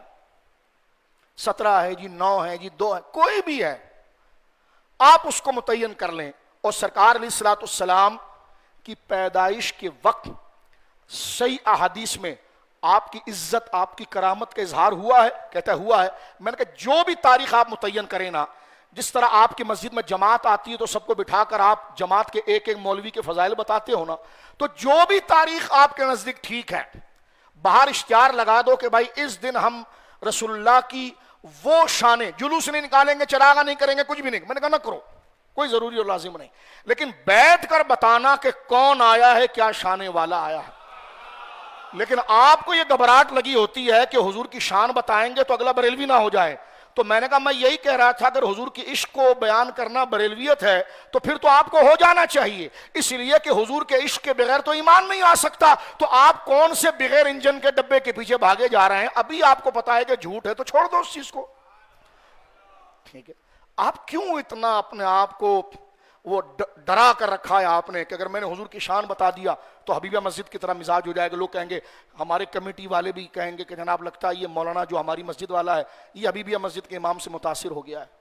تو میں نے کہا کیونکہ حضور کی شان بیان کرنی ہے، میں تو جھنڈے کی بھی قید نہیں لگا رہا، نہ لگائیں آپ، چراغا بھی نہ کریں آپ، لیکن لوگوں کو اشتہار کے نہیں، اشتہار بھی نہ۔ میں نے کہا کیوں، جب تیری جماعت آتی ہے تو چیختا نہیں ممبر پر کہ فلاں دن جماعت آ رہی ہے 3 دن کے لیے جائیں گے؟ میں نے کہا آپ کے پاس یہ رواج تو ہے نا کسی کے اظہار کے لیے کہ ہے، تو میں نے کہا یہ حضور کے لیے منع ہوگا؟ کہ لیکن نہیں، میں نے کہا یہی تو کہہ رہا ہوں، اشتہار لگانا۔ پھر کہتے ہیں میلاد کے نام پر نہیں لگاؤں گا، تو میں نے کہا پھر کس کے نام؟ سیرت کے نام پر۔ میں نے کہا سیرت کے نام پر لگا دینا، اور پھر مجھے بتانا کہ سیرت رسول اللہ نے خود منائی تھی، صحابہ نے منائی تھی، تابعین نے منائی تھی۔ وہی اعتراض جو میلاد کے ٹائٹل پر آئے گا وہ سیرت پر آ جائے گا۔ تو لہٰذا چھوڑ ساری باتیں، میلاد لکھ، سیرت لکھ، معجزات لکھ، خاتم النبیین کچھ بھی لکھ، لیکن اس رات بتا کہ حضور کی پیدائش کے وقت صحیح احادیثوں میں جو آپ کی والدہ، آپ کے خاندان، آپ کے معجزات جو ظاہر ہوئے ہیں ان بچوں کو بتا۔ سمجھ رہے ہیں؟ بتائیے آپ یہ چیزیں، میں یہ نہیں کہ اپنی مسجد میں بتائیے، اگر آپ نہیں تو مجھے بتائیے، میں آپ کے بزرگوں کی کتابیں اٹھا کر، آپ میرے خلاف کیوں؟ میں تو آپ کی کتابیں پڑھ کر بتاتا ہوں کہ آپ کی کتابوں میں کیا لکھا ہوا ہے۔ توجہ ہے آپ کی؟ غور کر رہے ہیں آپ؟ یہ دیکھو ارشاد المفتیین، یہ ان کے بڑے جید عالم ہیں، اور جو درس نظامی کر کے جب طلباء فارغ ہوتے ہیں جو مفتی بنتے ہیں ان کو مفتی کیسے بنانا ہے، یہ ان کے بڑے عالم ہیں۔ مفتی اعظم پاکستان مفتی حمید اللہ جان صاحب، اس کتاب کا نام ہے ارشاد المفتیین، ٹھیک ہے جی؟ کیونکہ ٹیبل میرا چھوٹا ہے تو اتنی کتابیں رکھنے تو بندہ ٹیکنالوجی سے فائدہ اٹھائے نا، تو اس لیے میں آپ کو اسکرین شاٹ بتا رہا ہوں، ٹھیک ہے جی؟ یہ آپ نے دیکھ لیا، اور یہ عام الف با تا سا والوں کو نہیں پڑھائی جاتی، یہ ان کو پڑھائی جاتی ہے جو 8 سال 10 سال عالم کورس کر لے، اس کے بعد وہ مفتی بنے اور اس مقام پر پہنچے کہ لوگوں کو گائیڈنس دے سکے، لوگوں کو ہدایت دے سکے۔ تو یہ ارشاد المفتیین جلد نمبر 1 انہی بزرگوں کی ہے، اور اس کا صفحہ نمبر ہے 410۔ ابھی آپ گوگل کھولیں گے تو مل جائے گا، لیکن ابھی نہیں کھولیں، بعد میں کھول لیجئے گا۔ یہ 410 صفحہ نمبر ہے، ٹھیک ہے؟ اس میں ایک سوال ہے جی، یہ دیکھیں، ربیع الاول کے جلوس میں شرکت، نظر آ رہا ہے؟ ربیع الاول کے جلوس میں شرکت، سوال ہو رہا ہے۔ یہ پریکٹس ہوتی ہے ایک عالم کی کہ اس کے پاس سوال کیسا آئے تو وہ جواب کیسے دے۔ جیسے وکیل بننے کے بعد، LLB کرنے کے بعد پریکٹس کرتا ہے نا بندہ، پھر جا کر وہ جرح کرتا ہے، اپنا مقدمہ پیش کرتا ہے، لوگوں کو صحیح گائیڈ کرتا ہے۔ تو اسی طرح جناب بندہ جب درس نظامی مکمل کر لیتا ہے تو اس کو باقاعدہ 2 سال پریکٹس ہوتی ہے کہ کس طریقے سے اس نے لوگوں کے سوال کے جوابات دینے ہیں۔ جب کوئی سوال لکھا ہوا آیا ہے تو اس کے جواب دینے کا طریقہ کیا ہوگا، الفاظ کیسے لکھیں گے، دلائل کو کیسے مرتب کریں گے، کون سی کتابوں سے لیں گے، تو یہ پوری ایک پریکٹس ہوتی ہے، ٹھیک ہے جی؟ اب میں آپ کو اس لیے ڈیٹیل کے ساتھ بتا رہا ہوں کہ 2-2 منٹ کے کلپ سے متاثر نہ ہو، بڑی رات ہے، آرام سے بیٹھیں۔ ارشاد المفتین مفتی حمید اللہ جان جو مفتی اعظم پاکستان ہیں اور ان حضرات کے بڑے بڑے عالم ہیں، یہ مسئلہ نمبر ہے 252 اور صفحہ نمبر ہے 410، پوری دنیا دیکھ رہی، ٹھیک ہے جی؟ کیا فرماتے ہیں؟ سوال ہوا کیا فرماتے ہیں مفتیان کرام اس مسئلے کے بارے میں کہ ربیع الاول کے مہینے میں میلاد کے نام پر جلوس نکالے جاتے ہیں، ان میں بریلویوں کے ساتھ دیوبندی حضرات بھی ہوتے ہیں، پتہ نہیں ہم نے تو نہیں دیکھے۔ تو یہ خیر سوال پوچھا گیا، ٹھیک ہے جی؟ میں سوال لمبا ہے لیکن آپ اس کا کانسیپٹ جان گئے۔ اب جب جواب کی طرف میں آتا ہوں، ارشاد المفتیین جو اس کتاب اور فن کی پرنسپل کتاب ہے. جواب کیا دیتے ہیں؟ عید المیلاد النبی کا جلوس اس طور پر نکالنا کہ اس میں بدعات اور خرافات نہ ہوں اور اس کو سنت نہ سمجھا جاتا ہو بلکہ خوشی کی ایک رسم سمجھ کر منایا جاتا ہو تو جائز ہے. ہم بول بول کر بوڑھے ہو گئے ہیں کہ ہم اسے سنت نہیں کہتے. ہمارے سارے علماء نے لکھا. یہ ہمارے کلچر میں ایک اظہار محبت کا طریقہ ہے. تو اگر قوم یوتھ کی موٹیویشن کے لیے، ان کی ذہنی سطح کو عشق رسول پر لانے کے لیے اگر یہ جلوس نکالا جائے تو یہ جائز کام ہے. نہیں صحابہ نے نکالا، تابعین نے نکالا، تو میں نے کہا یہ کیوں جاہل بنتے ہو؟ جاہلی جرری ہوتا ہے. دیکھیں آپ کے وہ مفتی صاحب جو مفتی بننا سکھا رہے ہیں، آپ اپنا الائنمنٹ ان سے کروائیے تاکہ گاڑی بالکل ٹھیک چلے. کیونکہ گاڑی کا الائنمنٹ اگر ٹھیک نہیں ہوتا ہے تو وہ لیفٹ رائٹ کھینچتی ہے اور ٹائر بھی کھاتی ہے، چیسس ٹیڑھا کرتی ہے، تو آپ کا سب معاملہ ٹیڑھا ہو رہا ہے. آپ ان سے الائنمنٹ کروائیے.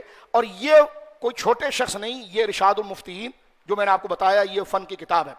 تو یہ کہتے ہیں کہ بدعات نہ ہوں. اب بتا دیجئے بدعات کیا ہے؟ ٹھیک ہے، خرافات نہ ہو. بالکل، اگر کسی میں گانا بج رہا ہو وہ حرام ہے. کہیں پر عورتیں جس طرح کے بعض جگہ پر جہالت میں، توجہ یہاں پر ذرا غور سے سنیے گا میری پوری گفتگو، بعض جگہ پر ہم نے منع کیا کہ عورتوں کو ٹی وی پر آ کر نعت نہیں پڑھنا چاہیے. عورت کو بن ٹھن کر خوشبو لگا کر کے، کیونکہ اس کی ساری زینت زیبائش اس کے شوہر کے لیے ہے، یا اس کے وہ محرم رشتے جو اس کے جسم کے ان اعضاء کو دیکھ سکتے ہیں جیسے چہرہ، ہتھیلی، پاؤں. ٹھیک ہے، باقی جو ہے اس کے مرد کے لیے جائز ہے دیکھنا. اس کے علاوہ شریعت مطابق پوری قرآن کی سورت سورہ نور اس پر نازل ہوئی ہے، سورہ احزاب نازل ہوئی ہے. اگر کہیں پر عورتیں شامل ہو جائیں یا بعض جگہ پر گویا کہ جہالت جو گناہ ہے سری، ہم دیکھتے ہیں کہ کچھ خواتین اپنی طرف سے نعت خوانیاں کرتی ہیں مائک پر زور زور سے، جو ناجائز اور گناہ ہے. اتنے حلقے میں نعت خوانی کریں کہ جس میں بہنوں تک یعنی خواتین تک آواز رہے، غیر مرد تک آواز نہ جائے، جائز ہے بالکل. لیکن باقاعدہ اشتہار بنا کر اور اپنی فوٹو تصویر آویزاں کر کے اس کو سوشل میڈیا پر آیا کرنا، میں کہتا ہوں کون مسلمان ہوگا جو اس کو جائز کہے گا؟ ابھی ہمارے کھاتے میں ڈال دیں. میں نے کہا کہ ابھی مسجد والے جائز کہہ رہے ہیں اس کو. دیکھو اس کا مطلب اگر آپ پروپیگنڈا کر رہے ہیں نا تو تمہیں پتا ہے کہ ہمارے دلائل کا جواب تمہارے پاس نہیں ہے، اس لیے تمہیں غلط چیز ہم پر فٹ کر رہے ہو. ایک سمپل بات ہے، ایک عام بندہ اس کو جائز نہیں کہہ سکتا. کیا اعلیٰ حضرت نے اس کو جائز لکھا ہوگا؟ کہ کسی بزرگ نے اس کو جائز؟ یہ حرام و ناجائز ہے، حرام و ناجائز. لیکن آپ دیکھتے ہیں علماء کی قیادت میں جلوس نکالا جاتا ہے. حبیبیہ مسجد میں سالہ سال سے جلوس نکلتا ہے، ظہر کی نماز پڑھی جاتی ہے، اس کے بعد سارے علماء، یہ بزرگ ہمارے نمازی حضرات بڑی عمر کے، یہ ساتھ میں ہوتے ہیں، سفید ریش بزرگ ساتھ ہوتے ہیں، کلمہ طیبہ پڑھا جاتا ہے، اللہ کی تکبیر بلند کی جاتی ہے، نبی پاک کی رسالت کے نعرے بلند کیے جاتے ہیں، صحابہ کرام کی عظمت و شان کے نعرے بلند کیے جاتے ہیں، اہل بیت کی شان و عظمت کے نعرے بلند کیے جاتے ہیں، اللہ اکبر سبحان اللہ کے ترانے ہوتے ہیں، سرکار کی نعت شریف پڑھی جاتی ہے. اس میں نہ کوئی عورت شامل ہوتی ہے، نہ ڈھول ہوتا ہے، نہ باجا ہوتا ہے، نہ فلموں کے گانے ہوتے ہیں. علماء کی قیادت میں جاتے ہیں. جیسی عصر کی نماز کا وقت ہوتا ہے جناب جلوس ختم ہو جاتا ہے، جلوس میں اعلان کر دیا جاتا ہے کہ یہ جلوس صرف جائز تھا، نماز فرض ہے. آئیے جب عشق رسول صلی اللہ علیہ وسلم میں آپ نے واک کر لیا اور اپنے اندر محبت رسول کو اتنا زندہ کر لیا، اب اس سچائی کا تقاضا یہ ہے کہ جو رسول اللہ شریعت لائے ہیں اس پر عمل کرنے کے لیے مسجد تشریف لائیے اور تکبیر اولیٰ کے ساتھ نماز ادا کیجیے. بات سمجھ رہے میری آپ؟ اور یہی دیکھیں مولانا صاحب بھی یہی کہہ رہے ہیں، مولانا صاحب بھی یہی کہہ رہے ہیں. ہم بھی کہتے ہیں کہ وہ جلوس جائز نہیں جس میں خرافات ہو، یہ بھی کہتے ہیں. اب اگر یہ کہیں کہ ایسا جلوس بتاؤ جو جائز ہے، میں نے کہا آ جاؤ ہمارے ساتھ کھڑے ہو جاؤ. غور کر رہے ہیں آپ؟ یہاں نشتر پارک میں دیکھیں یا کہیں اور آپ دیکھیں، چھٹی ہوتی ہے، دروازے کھڑکیاں بند ہوتی ہیں، دکانیں بند ہوتی ہیں، بازار والے خود گویا کہ میدان میں ہوتے ہیں اور وہ جلوس کے اندر شرکت کر رہے ہوتے ہیں. کہ لیکن راستہ تم نے بند کر دیا. میں نے کہا دیکھو راستے کی ذمہ دار حکومت ہے اور ہم نے حکومت سے پرمیشن لی، تو یہ حقوق العباد کی جو بات آپ بڑے ایفیشنسی سے ہمیں سکھا رہے ہیں نا، تو یہ حقوق العباد کی ضمانت حکومت کے پاس ہے اور حکومت سے ہم نے پرمیشن لی ہے، تو اس کا مطلب یہ ہوا کہ حقوق العباد ادا کر دیے گئے۔ سمجھ رہے ہیں بات؟ اس پر لوگ کنورٹ ہو جاتے ہیں، یہ سمپل سی بات ہے، ٹھیک ہے۔ اور باقاعدہ، اور اگر حکومت کا کچھ بھی نہیں ہے تو پھر حکومت ہم سے میپ کیوں لیتی ہے روڈ کا کہ کہاں سے جائیں گے کہاں سے آئیں گے؟ کیونکہ وہ متبادل راستہ دیتے ہیں، لیکن 12 ربیع الاول شریف کا وہ دن ہے، پورا شہر بند ہوتا ہے، دکان والا بھی کہتا ہے یار 2 روپے نہیں کماؤں گا لیکن حضور کی شان میں نکلوں گا تو اللہ 1 روپے میں بھی وہ برکت دے دے گا جو لاکھ روپے میں نہیں ہوگی۔ تو لوگ اپنی مرضی سے آتے ہیں، لوگ اپنی مرضی سے آتے ہیں، زبردستی لایا نہیں جاتا۔ چھوٹے چھوٹے بچوں کو گود میں لے کر آتے ہیں، سر پر اللہ اکبر کا بینر بندھا ہوا ہوتا ہے، یا رسول اللہ صلی اللہ علیہ وسلم لکھا ہوتا ہے۔ تو اب آپ دیکھیے مولانا صاحب نے بھی اس بات کو ایکسپٹ کیا کہ جناب جب جو ہے خرافات نہ ہو تو جائز ہیں، تو میں نے کہا دیکھو جائز کی دلیل آپ کے پاس تھی نا، تو کیوں اتنا الجھایا آپ نے؟ پوری قوم کو گتم گتا کر دیا آپ نے۔ کتنی لڑ رہی ہے قوم سوشل میڈیا پہ، اس کا کون ذمہ دار ہے؟ اب اگر یہ میں تقریر کر رہا ہوں گا تو مجھے اپنا دشمن سمجھیں گے۔ میں نے کہا جب اس کا حل موجود ہے آپ کی کتابوں کے اندر بھی، تو وہ حل آپ بتائیں نا، ہم آپ کے ساتھ کھڑے ہو جاتے ہیں کہ جہاں غیر شرعی چیز ہو۔ اور ہم یہاں تک بتا دے سکتے ہیں کہ آپ کے قاسم نانوتوی صاحب کن کن کے ساتھ جلوس میں شریک ہوتے تھے سہارنپور میں۔ رابضیوں کے جلوسوں میں تم نے شرکتیں کی ہیں، وہاں حلوے کھائے تم نے، ابھی ہم بتائیں ساری باتیں۔ تو کہنے کا مقصد یہ ہے کہ خود رابضیوں کے جلوس میں نکل آؤ، کیونکہ دیوبند کے قریب سارے رابضی رہتے تھے، تو ان کو ذرا جمعیت علماء ہند کے تحت آنکھ مارنے کے لیے کہ یہ ہمارے اوپر نہ آئے، تو ان کے جلوس میں تم بھی نکل پڑو تو جائز ہے۔ اور اس پاکستان کے اندر اہل سنت اگر جلوس نکالیں تو اس کے خلاف سازش کرو، تو یہ نہیں ہونا چاہیے۔ بات بہت کچھ کی جا سکتی ہے۔ لہٰذا میرے دوستو بزرگوں ذرا غور کیجئے جناب۔ اب میں یہاں سے ایک مسئلہ، اس مسئلے کا آخری پہلو عرض کرتا ہوں۔ کہتے نہیں مکمل طور پر مکمل شفافیت جلوس میں نہیں ہے، اور یہ وہ باتیں کر رہا ہوں آپ جو آپ کے دماغ میں چل رہا ہے، انشاءاللہ مطمئن ہو کے اٹھیں گے یہاں سے۔ تھوڑا سا پانی دیجیے۔ کہا جاتا ہے کہ جناب مکمل شفافیت نہیں ہے جلوس میں، توجہ میری طرف رکھیں۔ ہم نے کہا جی ضمانت تو دے دی نا کہ جہاں پر یہ چیز ہوگی وہ حرام ہے، اور آپ کو بتا بھی دیا کہ جناب اتنے جلوس علماء کی قیادت میں نکلتے ہیں، وہاں یہ خرافات نہیں ہے۔ آپ نے دیکھیں خرافات، پوری مسجد بھری ہوئی ہے۔ یہاں پر جو جلوس ہوتا ہے نشتر پارک میں، جو علماء جمع ہوتے ہیں، اسٹیجوں پر عورتیں بیٹھی ہوتی ہیں، بال کھول کے عورتیں بیٹھی ہوتی ہیں، گانے گا رہی ہوتی ہیں۔ بولے نا گواہی دیں اللہ کے گھر میں، مجھ سے ڈر کر نہیں، اللہ سے ڈر کر گواہی دیں۔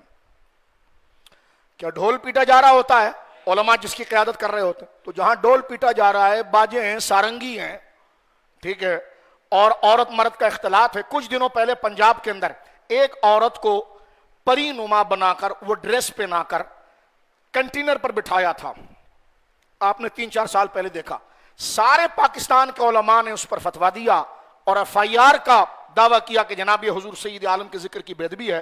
تو ہم یہی کر سکتے ہیں نا، بال سے پکڑ کے تو نہیں اتار سکتے، یعنی علماء کیا کریں گے؟ علماء تو بات کریں گے نا، اور جن کے ہاتھ میں نیابت ہے، گورنمنٹ جو ہیں اور جو فورسز ہیں، انہی کو اپلیکیشن دیں گے کہ آپ FIR کٹائیں۔ اس کا مطلب یہ ہے کہ علماء کا جو جلوس ہے یا جو وہ چاہتے ہیں وہ شریعت کے مطابق ہے۔ اس میں ایک سوال سنیے، کہتے نہیں شفاف ہونا چاہیے 100% ہر جگہ پر۔ میں نے کہا دیکھو جہاں علماء کی قیادت ہے نا وہاں شفاف ہوتا ہے۔ کہتے نہیں گارنٹی دو ہر گلی میں شفاف ہوگا، ہر گاؤں میں۔ میں نے کہا پھر ہمت کر، مجھے ساری گاؤں دیہات شہر میں یا گلی کوچوں کے اندر ہر بندے کو صحیح نماز پڑھتا ہوا سکھا دے۔ آپ میرے ساتھ دیہات میں چلیں، کتنے لوگوں کو نماز پڑھنا نہیں آتی؟ تو کیا نماز کے خلاف پروپیگنڈا شروع کریں گے ہم؟ شہروں میں سمجھانا یہ چاہتا ہوں کہ مسائل اگلا ایڈاپٹ ہی نہیں کر رہا، علماء سمجھا رہے ہیں۔ ادھر سے وضو کرتا ہے اور وضو کا پانی چھڑکتے ہوئے مصلے تک آتا ہے۔ بتاؤ لوگوں میں مسائل پر عمل کرنے کی اتنی ترقی ہونے کے باوجود بھی کمزوری ہے کہ نہیں؟ ابے جب نماز کے مسائل مسجد کے اندر 100% پورے نہیں ہوئے ہیں تو ایک جائز اور مباح کام کے لیے ہم سے گارنٹی لے رہا ہے کہ 100% جلسہ شروع کر کے بتاؤ. کچھ بات سمجھ میں آئی تو چس آنی چاہیے آپ کو. یہ میں نے فقہی انداز میں آپ سے بات کی ہے کہ 100% کی گارنٹی کون دے گا. ٹھیک ہے, 100% کی گارنٹی کون دے گا؟ مجھے بتاؤ. آپ کے مولویوں کے اتنے اسکینڈل آئے دن مدرسوں کے آتے رہتے ہیں, تو اگر کوئی آگے سے کھڑے ہو کر لبرل یہ کہے کہ مدرسوں کو ڈیمولش کرو اس لیے کہ جو قرآن و سنت کا کام ہے, آپ بھی آگے سے کہتے ہو کہ بھائی یہ کوئی گھسبھیٹیے آ گئے ہیں اور فصلی بٹیر ہیں ایک آدھ, سب ایسے نہیں ہوتے. تو میں نے کہا وہی تو جلوس پر میں جواب دے رہا ہوں. بات سمجھ میں آئی ہے؟ بات سمجھ میں آئی ہے آپ کے؟ کیونکہ بات زبانی تبصرہ تھا, اس پر میں نے ایک مثبت تبصرہ آپ کے سامنے پیش کیا, اور یہاں پر میں نے آپ کے سامنے بات کی. اب آئیے یہاں پر حضور سید عالم کی ولادت سے متعلق, اور اس پر ہم باتوں کو آہستہ, کیونکہ یہ وہ باتیں کر رہے ہیں آپ کے سامنے. جمعے کے دن الحمدللہ ہم نے پورا خطبہ اس پر دیا. ہمارے پیج پر آپ آئیے, روزانہ ایک حدیث شریف کے حوالے سے جو ایجوکیٹ کرتے ہیں وہ آپ کے سامنے ہم ایک ایک چیز لا کر رکھتے ہیں. ابھی جائیں گے انشاءاللہ, 4 جلسے ہیں, تو ابھی ایک جگہ اور وہاں پر قصیدہ بردہ شریف کے کا ختم ہے, اور ساتھ میں دیکھیے حدیث شریف بھی آپ کو سنائی جا رہی ہے, سرکار کے مقام کو بھی بتایا جا رہا ہے, قرآن بھی پڑھا جا رہا ہے, احادیث بھی پڑھی جا رہی ہے, جیسا میں نے ابھی کئی حدیثیں پڑھی. اور اس کے ضمن میں جو مسکنسپشن ہے اس کو دور کرنے کے لیے اب بڑی چوری, نہیں آپ نے تو ادھر ادھر کی باتیں کی ہے. میں نے کہا ہم ادھر ادھر کی باتیں نہیں کر رہے. اس حدیث پاک پر جو آپ نے ادھر ادھر کی بکواسات کی ہے نا, آپ نے راستہ اتنا بند کیا کہ حدیث پڑھنے کے بعد قوم کے ایمان کی فکر کے اندر ہمیں راستہ صاف کرنا پڑتا ہے تاکہ اس کی صحیح روشنی جو ہے وہ دماغوں تک پہنچے. مصیبت تو آپ نے کھڑی کی ہے حضور علیہ الصلوۃ والسلام کی عظمت و شان پر. اس کو کہتے ہیں چور اوپر کوتوال کو ڈانٹتے ہیں. اب آئیے, یہ 2 پارٹ میں نے آپ کے سامنے بیان کیا. اب آئیے حضور کی پیدائش سے متعلق چند باتیں. میں نے یہ عرض کیا کہ بعض دوست کہتے ہیں 17 تاریخ. یہ آپ کے فائدے سے خالی بات نہیں ہوگی. جس طرح رات کے اندھیرے میں مکمل کانسنٹریٹ ہو کر آپ 2 منٹ کے کلپ کو سنتے ہیں, ارے یار کیا بات کی ہے, ہمارے امام صاحب تو بات کرتے نہیں. میں نے کہا 5 منٹ میں تو تیری کمر دکھتی ہے, تو بھاگ جاتا ہے. تو ہم یہاں پر بیڈ لگا دیتے ہیں, شاید تجھے بیڈ لگا کر سننے کی عادت ہے, تو ہم اس کی خدمت کے لیے بھی حاضر ہیں. تو گھر میں بیڈ پر بیٹھنا, ہم زمین پر بیٹھیں گے, لیکن تجھے دین بتائیں گے. میرے بھائی دلچسپی پیدا کر. اپنی کمزوری نہیں دیکھ رہا, توجہ ہے, اپنی کمزوری نہیں دیکھ رہا, اپنے معاملات نہیں دیکھ رہا. کہ ہمیں بخار نہیں آتا, ہمارے گلوں میں خارش نہیں ہوتی, ہمارے گردے میں پین نہیں ہوتا بولنے سے, ہمارے پھیپڑے میں درد نہیں ہوتا. بندہ جائے گھر میں سو جائے. آج اگر میں درس نہیں دیتا تو ہماری مسجد کی انتظامیہ کوئی مجھے گردن سے پکڑ دی کہ آپ نے درس نہیں دیا. لیکن کچھ فرض منصبی ہوتا ہے, کچھ احساس ہوتا ہے, کچھ ذمہ داریاں ہوتی ہیں. توجہ ہے آپ کی, کچھ ذمہ داری ہوتی ہے. غور کیجیے حضور سید عالم کی پیدائش کے بارے میں, کیونکہ یہ بڑی مسکنسپشن پھیلائی جاتی ہے. اسی طرح میں بہت ٹالرنس اور ہمبل انداز میں آپ کے سامنے ایک منصفانہ جائزہ پیش کرتا ہوں. پھر میں جمعہ ادھر ہی پڑھاتا ہوں, آپ اس پر ریسرچ کر لیجئے, تحقیق کر لیجئے. جتنے نوجوان بیٹھے, میں بائی فورس نہیں کہتا, آپ کو میں نے ایک ریئل فیس بتا دیا.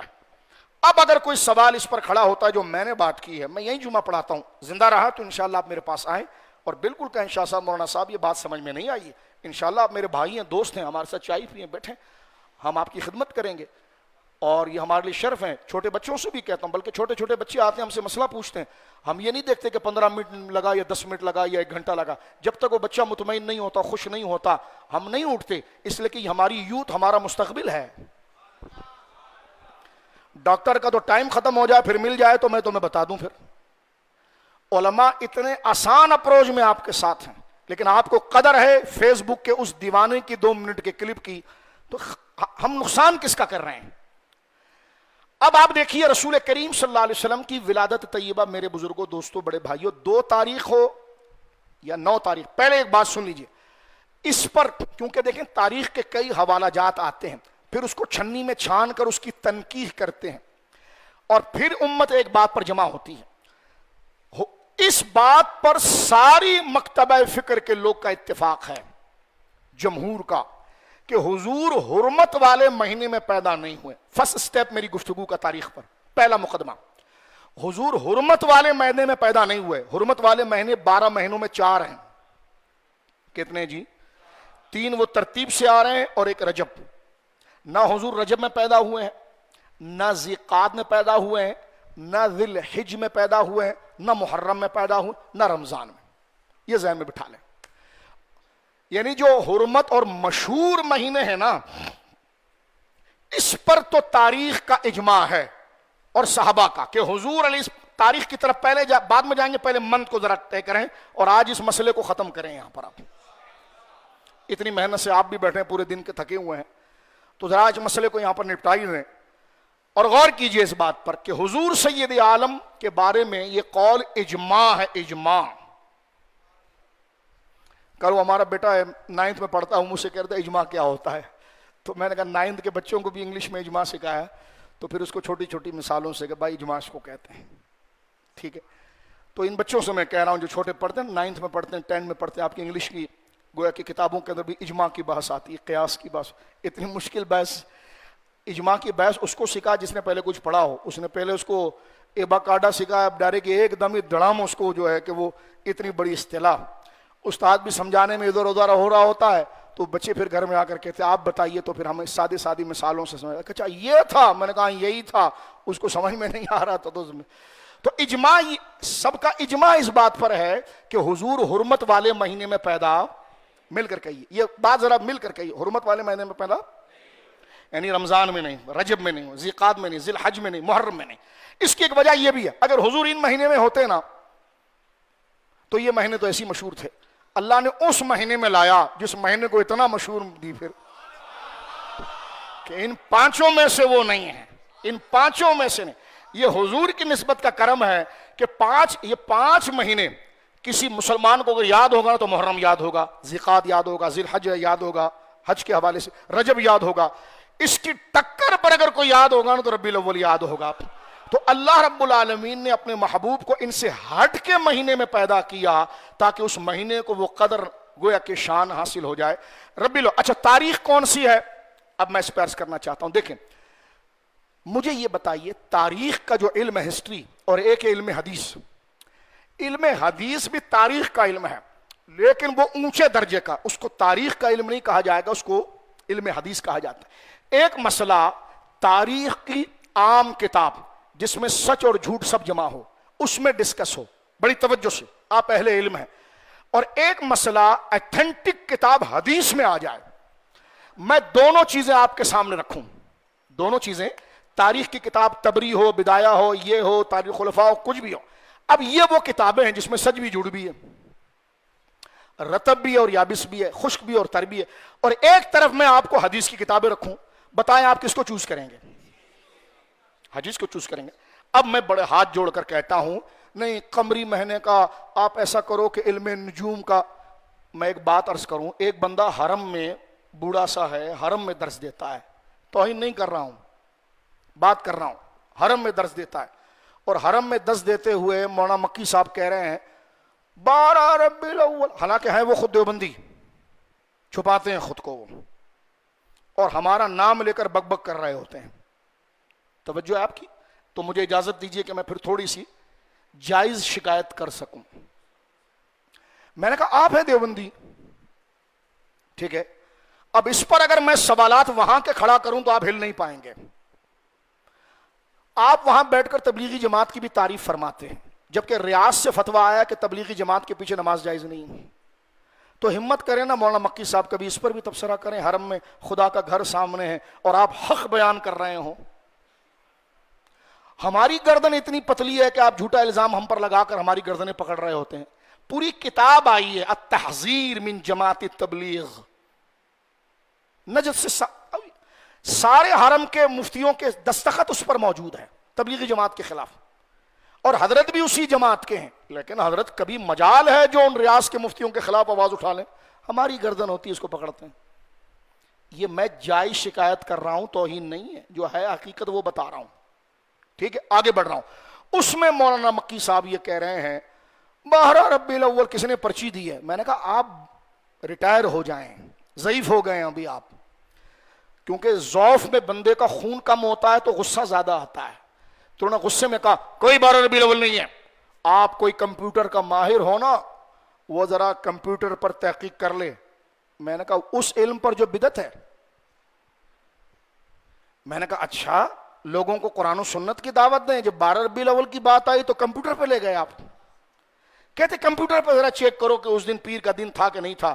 میں نے کہا کمپیوٹر اپنی جیب میں رکھیے, میں رسول اللہ کے 2 سچے صحابیوں کی صحیح حدیث سناتا ہوں, اور آپ سے درخواست کرتا ہوں کہ آپ نے ایک پلڑے میں کمپیوٹر رکھا ہے, اور ہم فقیروں نے جس کی گردن جب چاہتے ہیں آپ دبا لیتے ہیں, اور جب چاہتے ہیں مسجد میں گریبان سے گھسیٹ کر اوپر لے جاتے ہیں.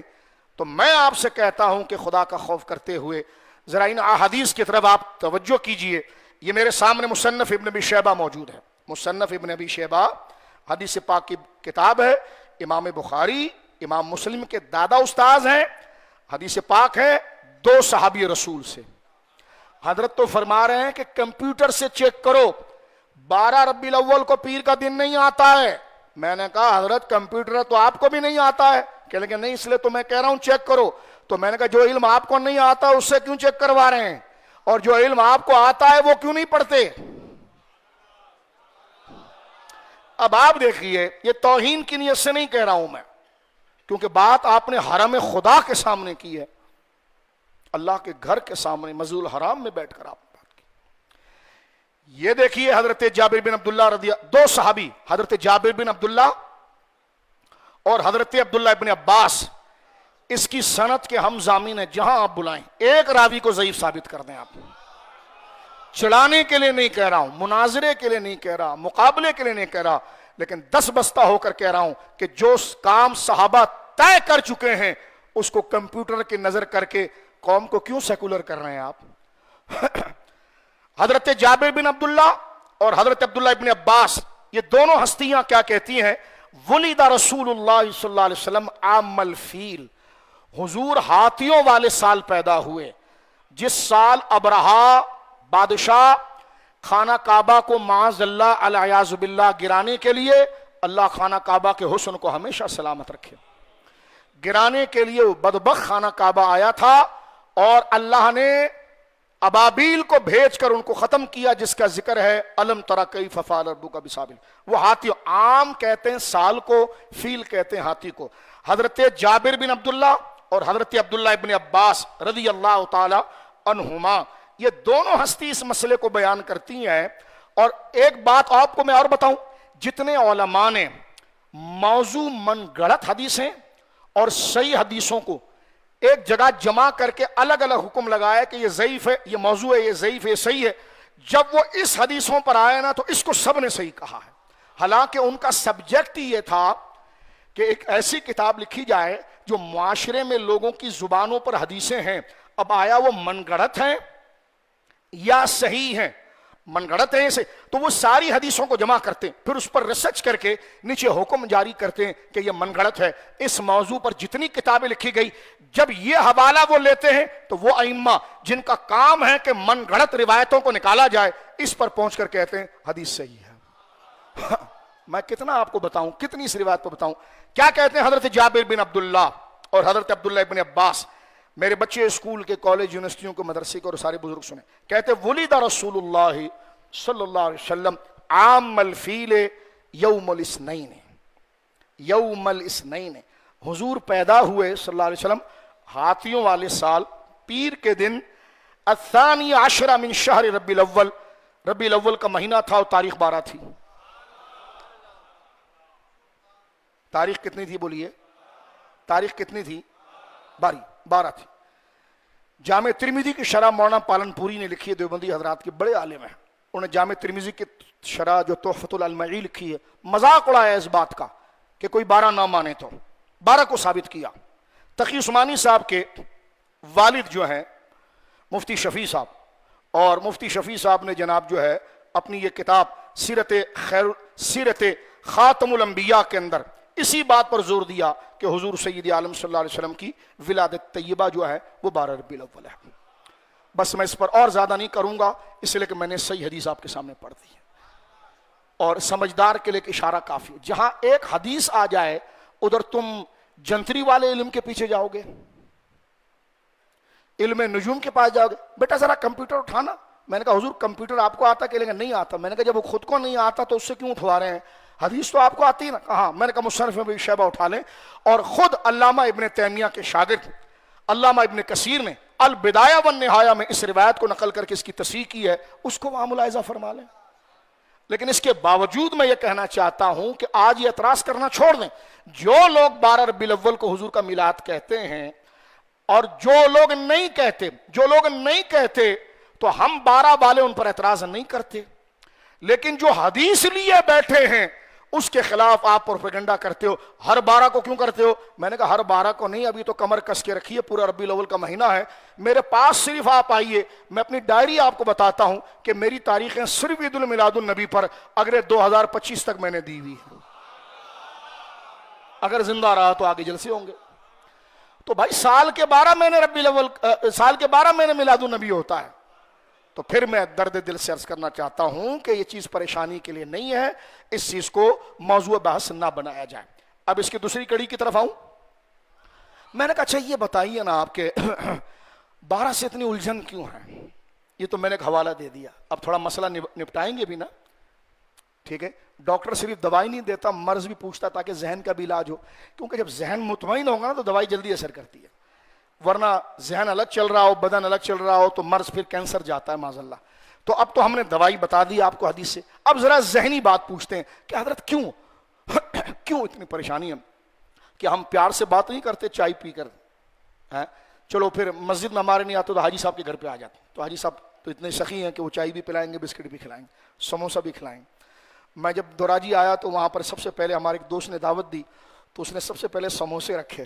تو میں نے کہا کہ یہ پھر کھانا کب ہوگا؟ انہوں نے کہا ہماری عادت یہ کہ پہلے سموسے کھلاتے ہیں اور اس کے بعد کھانا کھلاتے ہیں. تو میں نے کہا دیکھو ہمارے لوگ اتنے اچھے ہیں, تو جب کھانے سے پہلے سموسہ کھلائیں گے تو چائے کے ساتھ تو سموسہ ضرور کھلائیں گے. تو میں نے کہا چلیں بیٹھ کر. اب میں نے اتنی پیاری بات کی, پھر بھی آپ کا چہرہ کچھ لوگوں کا سپاٹ ہے, حالانکہ میرا مزاج نہیں اتنا اتر کے بات کرنے کا, کیونکہ آج رات ہے تو مسئلہ آپ کو سمجھانا تھا, اس لیے میں نے عرض کی. اچھا مجھے یہ بتائیے 12 کا تو میں نے آپ کے سامنے ایک مسئلہ بیان کر دیا ہے. اب سوال اس پہ یہ بنتا ہے کہ آخر اس پر اتنی مزاحمت کیوں ہے؟ کہتے ہیں اس لیے کہ 12 کو حضور نے پردہ فرمایا تھا. میں نے کہا اچھا او ہو آپ تو بڑے عاشق ہیں. کہتے ہیں ہاں 12 کو حضور نے پردہ فرمایا تھا. تو میں نے کہا یہ کل جمعے کا دن آ رہا ہے اور آج تو بڑی شان ہے, 12 ربیع الاول بھی اور جمعہ بھی ہے, دو عیدیں. کیا بولیے؟ اب عید پر بھی ایک پریشانی ہے. وہ آپ بچے کو جب مارکیٹ میں لے جاتے ہیں نا, چھوٹا بچہ جب ہوتا ہے 2 سال 3 سال کا, اللہ زندگی دے, تو کہے گا پاپا میں وہ ایک اور اچھی چیز دیکھے گا نا تو اس کو بھول جائے گا جس کے لیے آپ کو گھر سے لایا تھا. آپ کہیں گے چلو وہ لے لے, تو نے تو یہ کہا تھا کہ نہیں مجھے پاپا وہ اچھی لگی. اس کے علاوہ دکان سیلز مین بھی بہت صحیح ہوتے ہیں, جو ان کا مال نہیں بکتا نا وہ ذرا آرٹیفیشل دکھا وہ.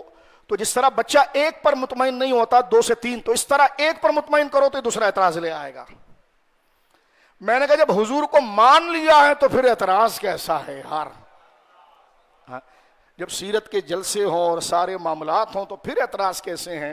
لیکن آئیے سوال کنفیوژن بھی دور کرتے ہیں, ساتھ میں روایتیں بھی پڑھتے ہیں.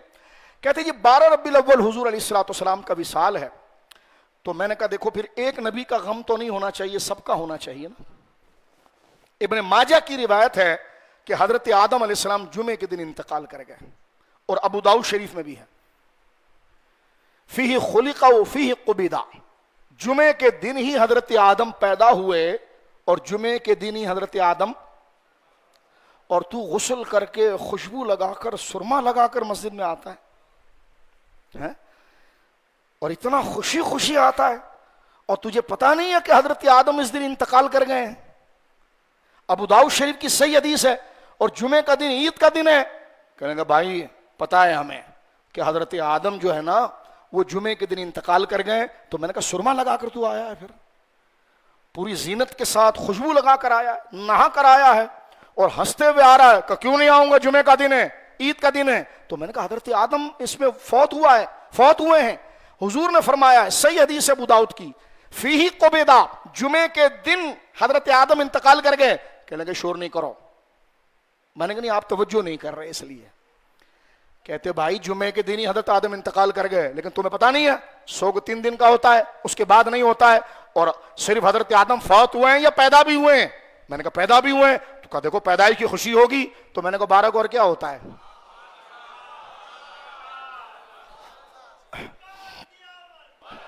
غور کیجئے. لیکن میں آگے بڑھنا چاہتا ہوں. پہلی بات تو یہ ہے کہ یہ بات اپنے ثبوت پر نہیں ہے کہ 12 کو حضور کی وفات ہے. اگلا مرحلہ اگر ہو بھی، اب اس پر بحث نہیں کرنا، اس پر دلیل نہیں دینا. فار ایگزامپل اگر ہو بھی تب بھی میں رسول اللہ کی حدیث پاک آپ کو سناتا ہوں. مسند بزار کی روایت ہے حضرت عبداللہ ابن مسعود سے، اور اس حدیث کے بارے میں امام سیوطی علیہ رحمت نے لکھا، بلکہ مولانا شبیر احمد عثمانی دیوبندی نے لکھا ہے اپنی کتاب فتح الملہم کے اندر، رواہ بزار باسناد جید. یہ حدیث جو بھی سنانے جا رہا ہوں یہ امام بزار نے نقل کی عبداللہ مسعود سے، اور انتہائی جید، نکھری ہوئی، کھری اور شاف اور بالکل ثقہ اور ایتھنٹک حدیث ہے. حدیث کے الفاظ کیا؟ حضرت عبداللہ ابن مسعود کہتے ہیں اِنَّ لِلَّهِ مَلَائِكَةً، حضور فرماتے ہیں اللہ کے کچھ فرشتے ہیں، سیاحین، جو زمین پر سیر کرتے ہیں، یبلغون عن امتی السلام، میرا امتی کہیں پر بھی سلام پڑے وہ میرا سلام لے آتے ہیں. قال، پھر حضور عبداللہ ابن مسعود کہتے ہیں قال رسول اللہ صلی اللہ علیہ وسلم، حضور علیہ السلام نے ارشاد فرمایا حیاتی خیر لکم، حضور فرماتے ہیں کہ میری حیات، میری زندگی میری امت کے لیے بہت بہتر ہے. اور آگے ارشاد فرماتے ہیں حضور علیہ السلام ووفاتی خیر لکم، اور میرا فوت ہونا بھی اس امت کے لیے بہت بہتر ہے. اب دیکھیں، اب حضور نے اس کی وجہ بتائی. فرما میری حیات اس لیے بہتر ہے کہ تحدثون ویحدث لکم، فرما میری حیات، میری زندگی تمہارے لیے بہتر ہے کہ تم مجھ سے بات کرتے ہو، سوالات کرتے ہو تو تمہارے لیے بات کی جاتی ہے، یعنی تمہارے سوال کے جوابات دیے جاتے ہیں. آگے حضور کیا کہہ رہے ہیں توجہ کرنا، وفاتی، وفات النبی، وفات النبی، میں نے کہا وہی آیا، وہی حدیث میں آیا، وہی لفظ آیا، وہ وفاتی، اور میری وفات، میری وفات خیر لکم، میری امت تمہارے لیے بہت بڑی خیر اور نعمت ہے. کیسے؟ حضور آگے کہہ رہے تُعْرَضُ عَلَيَّ أَعْمَالُكُمْ، حیات تو اس لیے کہ تم میرے پاس آتے ہو، سوال پوچھتے ہو، میں جواب دے دیتا ہوں. میری وفات تمہارے لیے بہتر اس لیے ہے کہ تمہارے اعمال، گڈ ڈیڈ اور بیڈ ڈیڈ دونوں، اللہ اکبر، تمہارے اچھے برے اعمال مجھ پر پیش کیے جاتے ہیں قبر میں. فما رأیت من خیر، اس میں جو اچھا عمل تم کرتے ہو، حمدت اللہ علیہ، اس پر میں اللہ کی حمد کرتا ہوں. یا اللہ تیرا شکر ہے، تیرے لیے تعریف ہے کہ تو نے میری امت کو نیکی کرنے کا ذوق عطا فرما دی. آگے کیا فرماتے ہیں حضور، وما رأیت من شر، اور میں دیکھتا ہوں کہ تمہارے اعمال نامے فرشتے میرے سامنے پڑھ رہے ہیں اور اس میں گناہ ہے، نعوذ باللہ. تو فرماتے ہیں حضور استغفرت اللہ لکم، تو میں اللہ کے حضور تمہاری شفاعت، تمہاری بخشش کی دعا کرتا ہوں، اس لیے میرا تمہارے درمیان رہنا بھی بہتر ہے، تم سے جانا بھی بہتر ہے. ٹھیک ہے، ابھی 10 محرم گزرا ہے، کچھ لوگ میدان میں آئے تو یہی مولوی صاحب کہہ رہے تھے کیسا سوگ، کیسا سوگ، شہید تو زندہ ہوتا ہے. اور میں نے کہا نبی، سمجھ میں آ رہی بات؟ ابھی 10 محرم کو وضاحت کی ضرورت ہے آپ کو. 10 محرم کو کچھ لوگ میدان میں آ جاتے ہیں تو یہی مولوی صاحب ان کو کہتے ہیں کیا کر رہے ہو، اسلام میں سوگ 3 دن سے زیادہ نہیں ہے، اور سب سے بڑا سوگ اس عورت کا ہے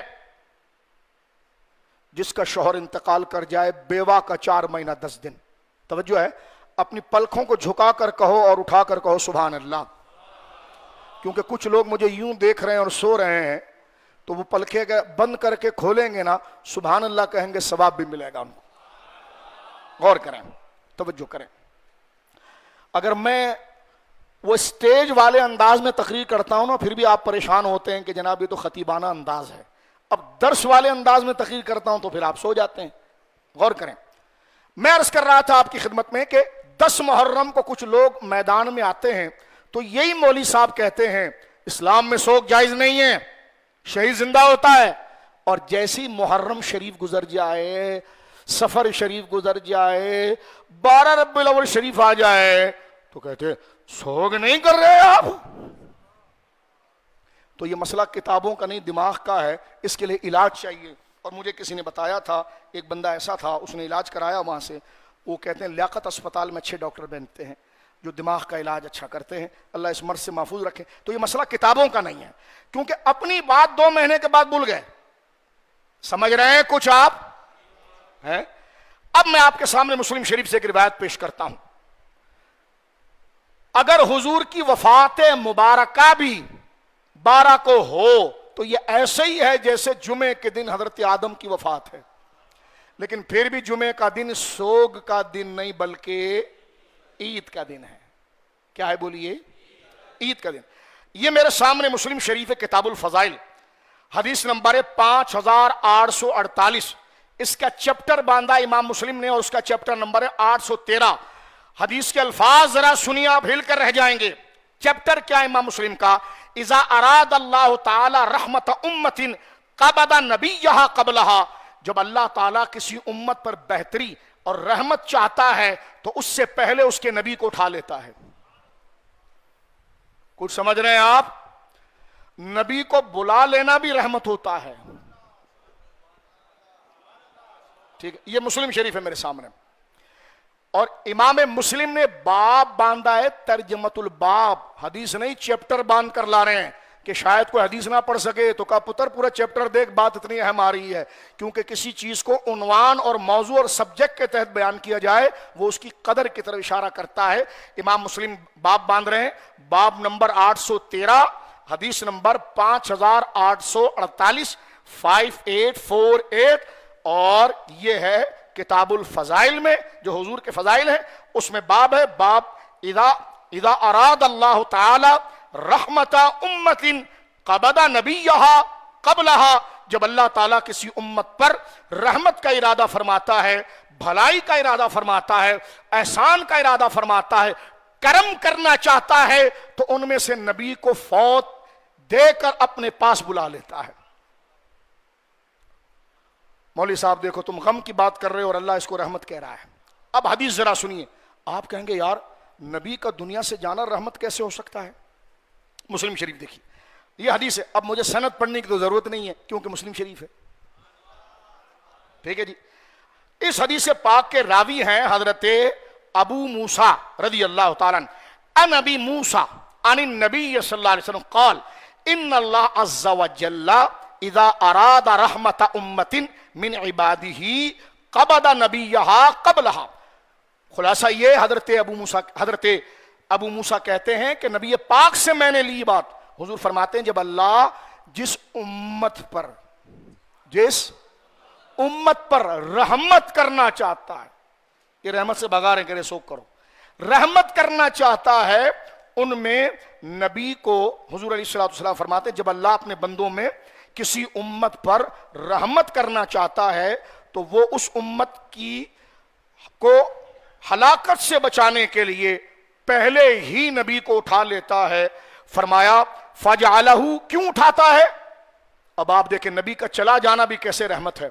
فرمایا اس لیے فجعلہ لہا فرطن وسلفن بین یدیہ, کہ وہ اس لیے اٹھا لیتا ہے اللہ رب العالمین جل والا نبی کو پہلے اس لیے اٹھا دیتا ہے کہ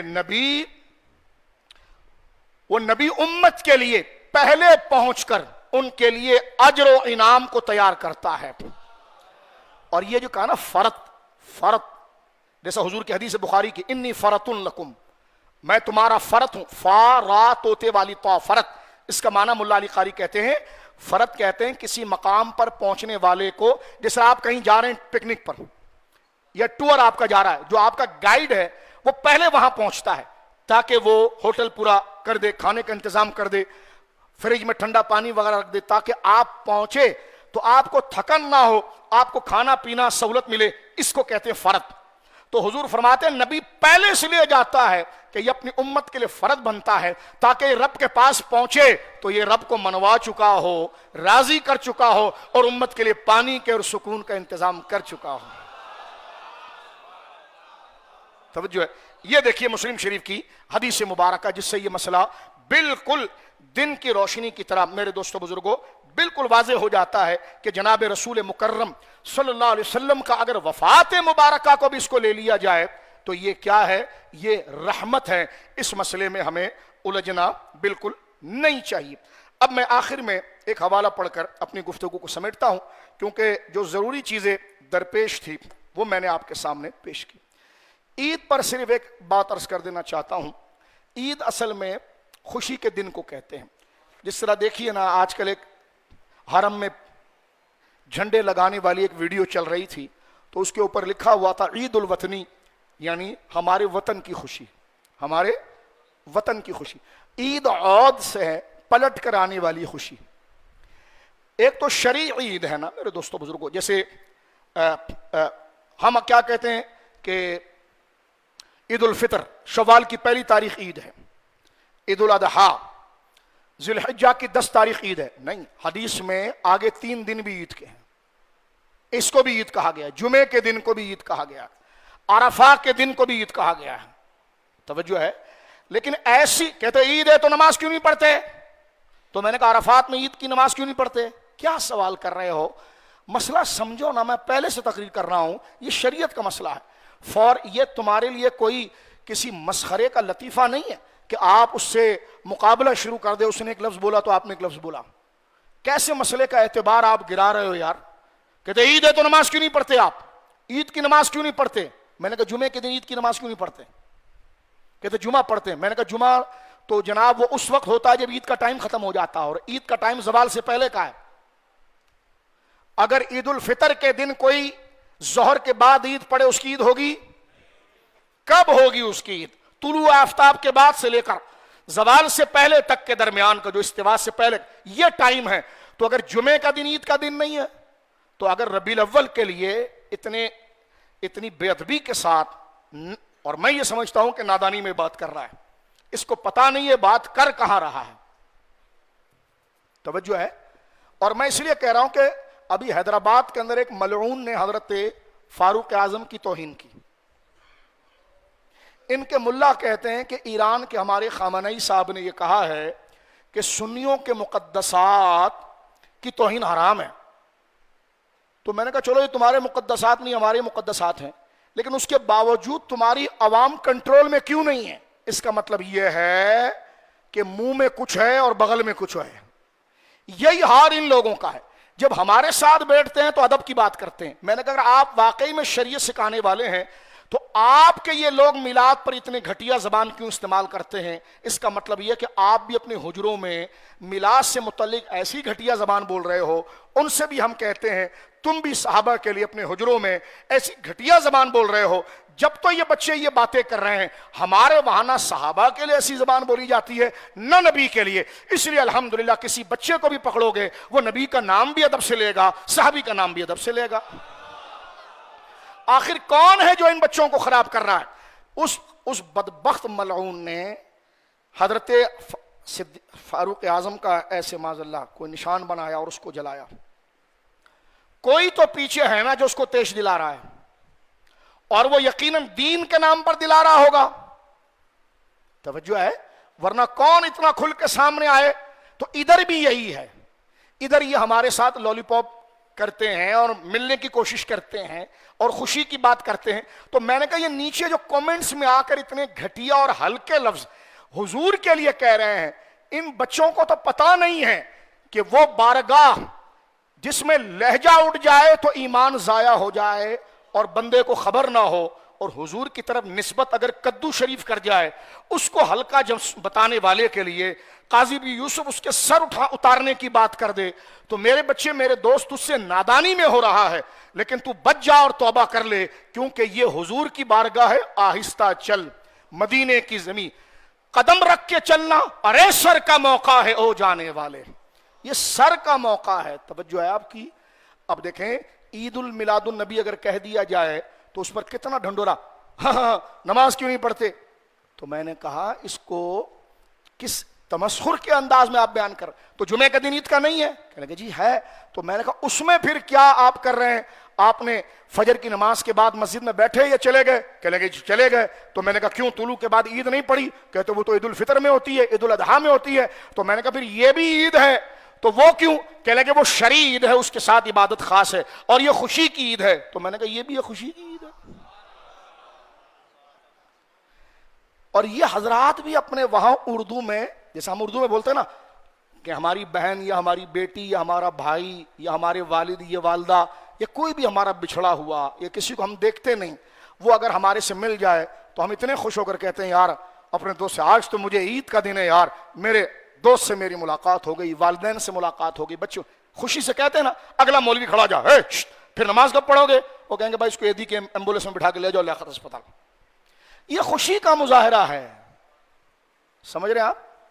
اس لیے میں کہہ رہا تھا یہ مسئلہ کتابوں کا نہیں رہا۔ اب یہ میرے سامنے دیکھیں ملفوظات امام اہل سنت، دیوبندی مکتب فکر کے بڑے معزز عالم ہیں مولانا سرفراز خان صفدر، یہ ان کے حالات زندگی پر کتاب کیوں نہیں دکھائی؟ میں نے کہا میرے کو یہ چلانا بھی آتا ہے اور میں خود سرچ بھی کرتا ہوں، ان کو تو آتا نہیں تھا نا تو وہ ایسی کہہ رہے تھے، مجھے آتا بھی ہے، اور یہ بالکل کتاب ڈاؤن لوڈ کر کے آپ کو یہ بات بتائی جا رہی ہے، ٹھیک ہے؟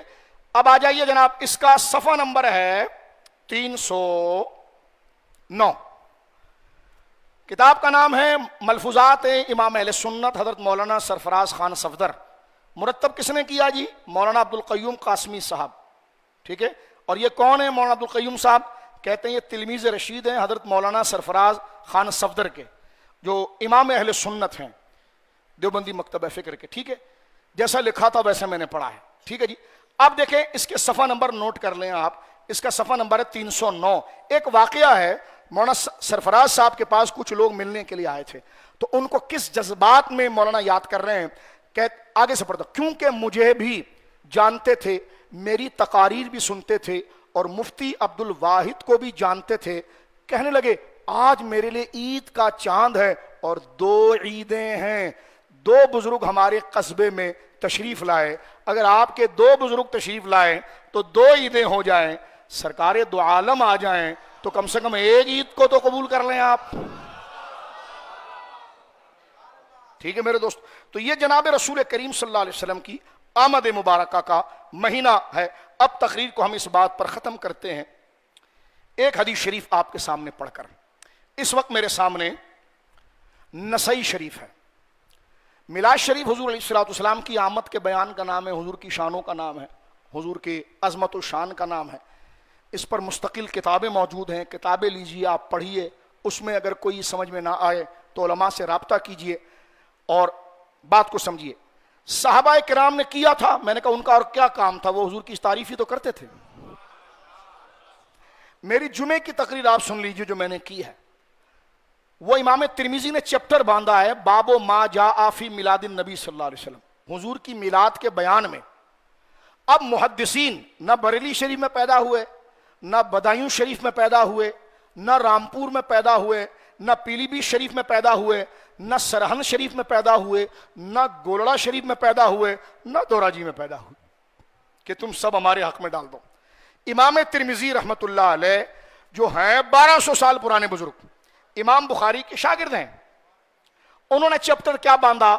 باب ما جاء فی میلاد النبی صلی اللہ علیہ وسلم۔ یہ ہم نے ان کو جا کر کہا تھا کہ میلاد النبی کہ آپ آئیے ہمارے جلسے میں کچھ کھائیے، بلکہ یہ فیکٹ چیز تھی، کیونکہ حضور کی والدین یا حضور کی پیدائش کو جب ہم ذکر کریں گے بائیوگرافی میں تو اس کو میلاد ہی کہا جائے گا۔ اس کو ایک بچہ باقاعدہ لٹرلی میرے پاس ایک یونیورسٹی میں تقریر کرنے گیا، میں جب فارغ ہوا تو میرے پاس سیرت کی ایک کتاب اٹھا کر لایا حضور کی، اور پڑھنا چاہیے، سب سے بڑی چیز ہے، حضور کی سیرت کی ایک کتاب لے کر، جب حضور کی سیرت کی کتاب میرے پاس لے کر آیا، میں اس لیے تھوڑی لمبی بات کر گیا کیونکہ فجر میں درس مختصر ہوگا، 15 منٹ ہوگا۔ میں مسجد کے انتظامیہ کا بہت مشکور ہوں، انہوں نے تو مجھے کہا کہ آپ لمبا درس دیں، لیکن ظاہر سی بات ہے آج کی رات ہے، پھر جمعہ ہے اور پھر جمعے کے ساتھ جلوس بھی ہے، اور درس نہ ہو یہ بھی ٹھیک نہیں، تو 15 منٹ انشاءاللہ 5:10 پر اذان ہوگی اور انشاءاللہ العزیز گویا کہ 5:15 کے قریب درس شروع ہو جائے گا اور 5:30 پر درس ختم کریں گے، سنتیں پڑھیں گے. قاری صاحب 5:35 ہے کون سا؟ 5:35 پر انشاءاللہ العزیز جماعت ہو جائے گی انشاءاللہ. ایسا ہی ہے. انتظامیہ کے دوست بیٹھے ہوئے یہاں پر، میرے لیے تو کوئی مسئلہ نہیں، میں تو آپ کو پھر آج فجر تک اور کل ظہر تک پڑھا لوں گا، میرے لیے مسئلہ نہیں. لیکن میں یہ کہہ رہا ہوں کہ تاکہ دوست تھوڑا آرام بھی کر لیں اور پھر جلوس میں سارے دوست جو ہے کہ وہ شریک ہوں، کیونکہ صحابہ کرام نے حضور کی آمد پر ایسے ہی مظاہرہ کیا تھا جو مسلم شریف کی حدیث ہے کہ جو بوڑھے تھے اور بڑی عمر کی خواتین تھی، سعید الرجال والنساء فوق البیوت، وہ چھتوں کے اوپر چڑھ گئی تھیں، اور جو نوجوان تھے آپ جیسے یوتھ جو تھی اور غلام، وہ گلیوں میں پھیل گئے تھے، ینادون، اور وہ نعرہ لگاتے تھے یا محمدا یا رسول اللہ، یا محمدو یا رسول اللہ. اب اس پر دیکھیں، نہیں وہ تو ہجرت میں تھا. میں نے کہا آپ سمجھ نہیں رہے، اس لیے استاد پکڑ. یہ ہجرت میں تھا، میں یہ نہیں کہہ رہا ہوں کہ ہجرت میں نہیں تھا، میں یہ کہہ رہا ہوں حضور سے عشق کا ایک اسٹائل یہ بھی ہے.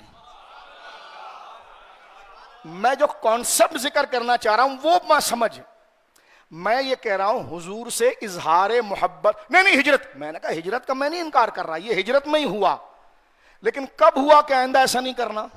ایسا کہا کسی نے؟ ایسا کہا آج کر لیا آئندہ نہیں کرنا، بلکہ حضور خوش ہوئے. تو کیا مطلب پتا چلا کہ حضور سے ادب، ظاہر سی بات ہے کہ حضور کے ادب کا قرینہ صحابی سے ایک ہی دفعہ ہوتا ہے، بعد میں قیامت تک لوگ کہتے ہیں فلاں صحابی نے عمل کیا تھا نا تو میں کر رہا ہوں. وہ عمل ہوا تھا ایک خاص موقع پر، لیکن اس اسٹائل نے بتا دیا کہ حضور سے اظہار محبت کا ایک چلن اور ایک طریقہ یہ بھی ہو سکتا ہے. اب تیرے کو بات کہاں سے سمجھنی ہے؟ تجھے دوراجی کی بات سمجھانے کے لیے ٹاور گھما کر لانا پڑتا ہے. تو سیدھی سی بات ہے کہ وہ جلوس نکلا تھا ہجرت میں، لیکن وہاں یہ کانسیپٹ پتا چلا کہ محبت کے لیے جلوس نکالنا بھی ایک طریقہ ہے، اور وہ ہماری ایجاد نہیں ہے، وہ اہل عرب میں ایسا ہوتا تھا، اس لیے کہ وہ پہلے ہوتا تھا جب تو انہوں نے کیا نا. اب یہ تو نہیں ہوا کہ وہ بند ہو گیا ہے. حضور سے محبت قیامت تک رہے گی، اور قیامت تک اظہار محبت کے جو طریقے ہیں وہ بھی سیلیبریٹ کیے جائیں گے. ٹھیک ہے جی. تو انشاءاللہ مختصر سی تقریر اس ٹائم پر آپ کی خدمت میں عرض کر رہا تھا، انشاءاللہ العزیز جو ہے وہ انشاءاللہ پیش کی جائے گی.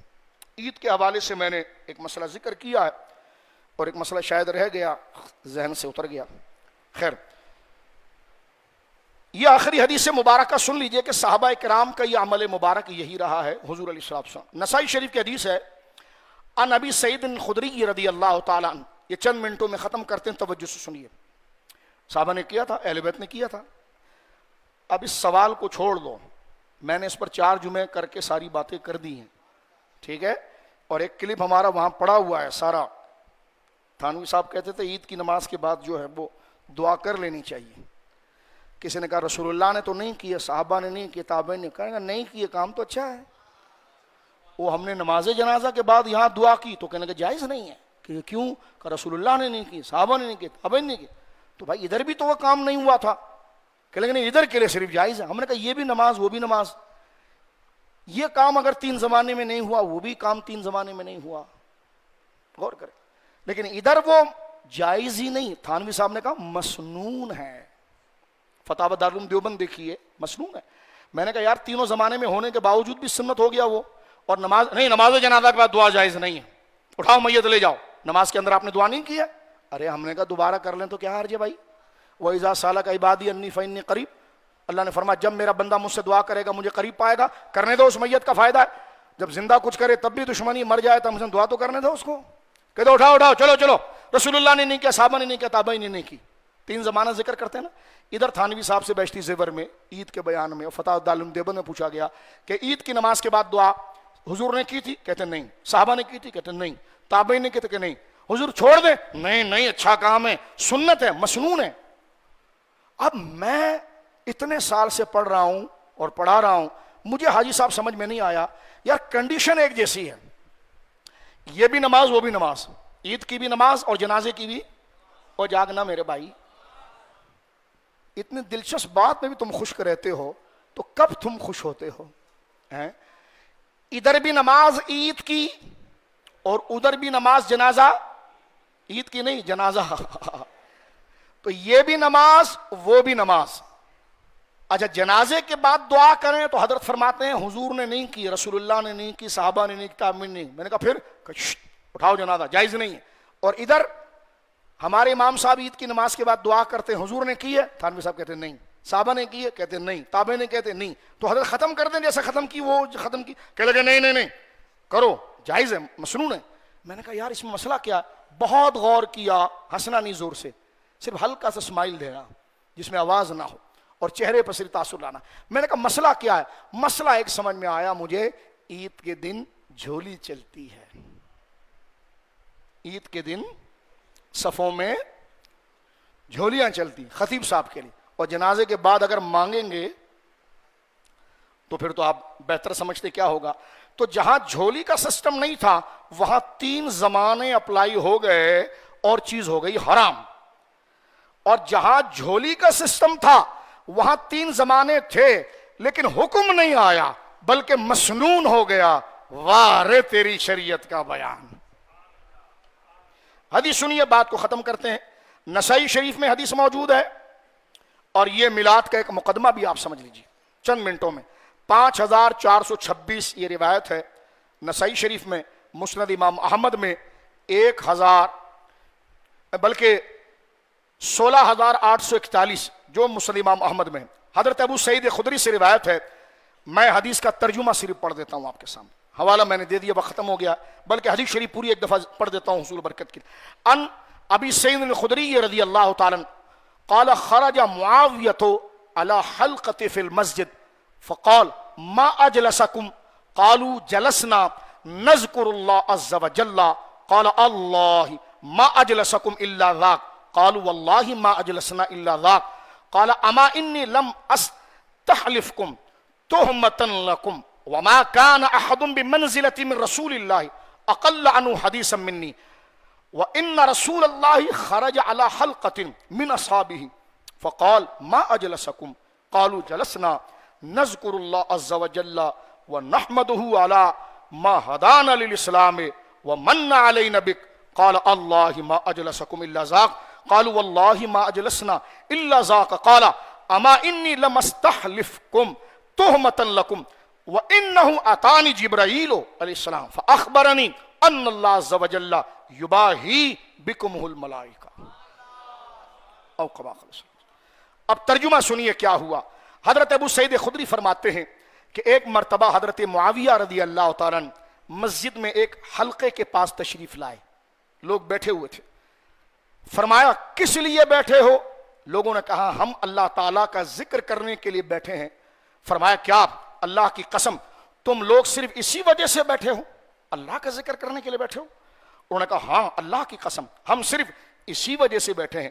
حضرت معاویہ نے فرمایا میں نے آپ لوگوں پر شک کرتے ہوئے قسم نہیں لی.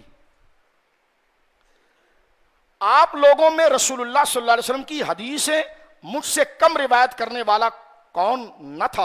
اور بے شک ایک مرتبہ حضرت معاویہ کہتے ہیں ایک مرتبہ رسول اللہ صلی اللہ علیہ وسلم اپنے صحابہ کے ایک حلقے میں تشریف لائے اور حضور خود نہیں تھے، صحابہ بیٹھے ہوئے تھے.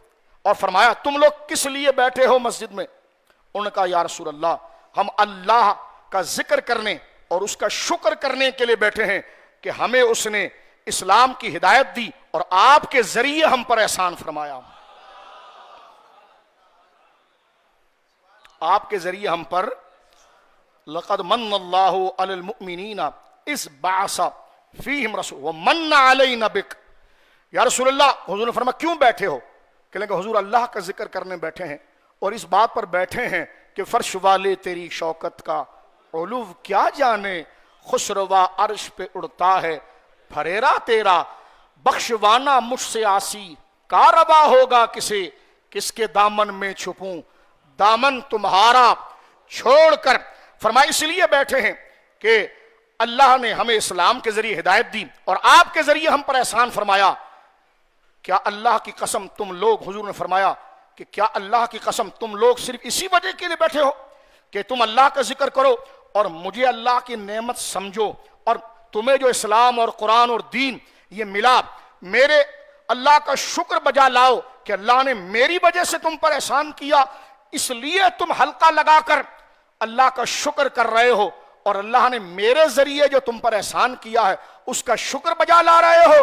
کہ لگے حضور ہاں اس لیے، تو حضور نے فرمایا قسم ہم صرف اس وجہ، ہاں یا رسول اللہ قسم سے ہم اس لیے بیٹھے ہیں۔ سرکار نے فرمایا میں نے آپ لوگوں پر شک کرتے ہوئے قسم نہیں لی، بلکہ ابھی میں حجرے میں تھا تو جبریل میرے پاس آئے اور مجھے خبر دی کہ آپ کے صحابہ بیٹھ کر جو اللہ کو یاد کر رہے ہیں اور آپ کے ذریعے جو اللہ نے ان پر احسان کیا ہے اس کو ذکر کر رہے ہیں، تو اللہ رب العالمین جل والا ان کی اس تقریر سے، ان کی اس محبت سے جو آپ سے کر رہے ہیں اور اللہ کا شکر ادا کر رہے ہیں اور آپ کی آمد کو سبب احسان سمجھ رہے ہیں، اللہ رب العالمین تم لوگوں کی وجہ سے فرشتوں پر فخر کر رہا ہے۔ یعنی فرشتوں کو کہہ رہا ہے تم کہتے تھے نا یہ انسان زمین پر جا کر ایک دوسرے کو ماریں گے، دیکھو کیسے میرے محبوب کا ذکر کر رہے ہیں، دیکھو میرا ذکر کر رہے ہیں۔ اب اس واضح حدیث سے میرے دوستو بزرگوں ثابت ہو گیا کہ صحابہ کا یہ عمل تھا کہ وہ محفلیں لگا لگا کر یہ ذکر کرتے تھے، ساری تعریف مولا تیرے لیے ہے، وَمَنَّ اللَّهُ بِكَ، اور اس رب کا شکر ادا کرتے ہیں جس نے مصطفیٰ کو بھیج کر ہم پر احسان کیا ہے۔ یہی بات تو کی جاتی ہے کہ نثار تیری چہل پہل پر ہزاروں عیدیں، نثار تیری چہل پہل پر۔ ربیع الاول شریف میں جہاں آپ خیرات و صدقات کریں وہیں اپنے رشتہ داروں کا خاص خیال رکھیں، بہنوں کا خیال رکھیں، بھائیوں کا خیال رکھیں، بھتیجوں کا خیال رکھیں، بھانجوں کا خیال رکھیں، دونوں جانب کے رشتہ داروں کا خیال رکھیں، خاندان کے خاص طور پر جو لوگ ہیں ان کا خیال رکھیں۔ کوئی تحفہ آپ باہر تقسیم کرنا چاہتے ہیں، دوہرا اجر یہ ہے کہ رشتہ دار کو پہلے پہنچائیں، ایک صلہ رحمی بھی ہے اور ایک محبت رسول کے جذبے سے سرشار ہو کر حضور کی تعظیم کا اظہار بھی ہے۔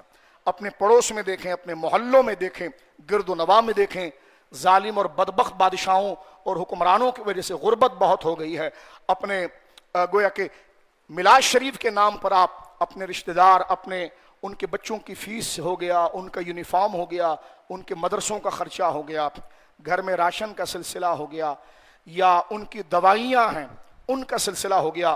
میں آپ کو یہ مشورہ دوں گا، موجودہ حالات بڑے قسم پرسی کے چل رہے ہیں، ان کی تنخواہ میں ان کا گزارا نہیں ہوتا۔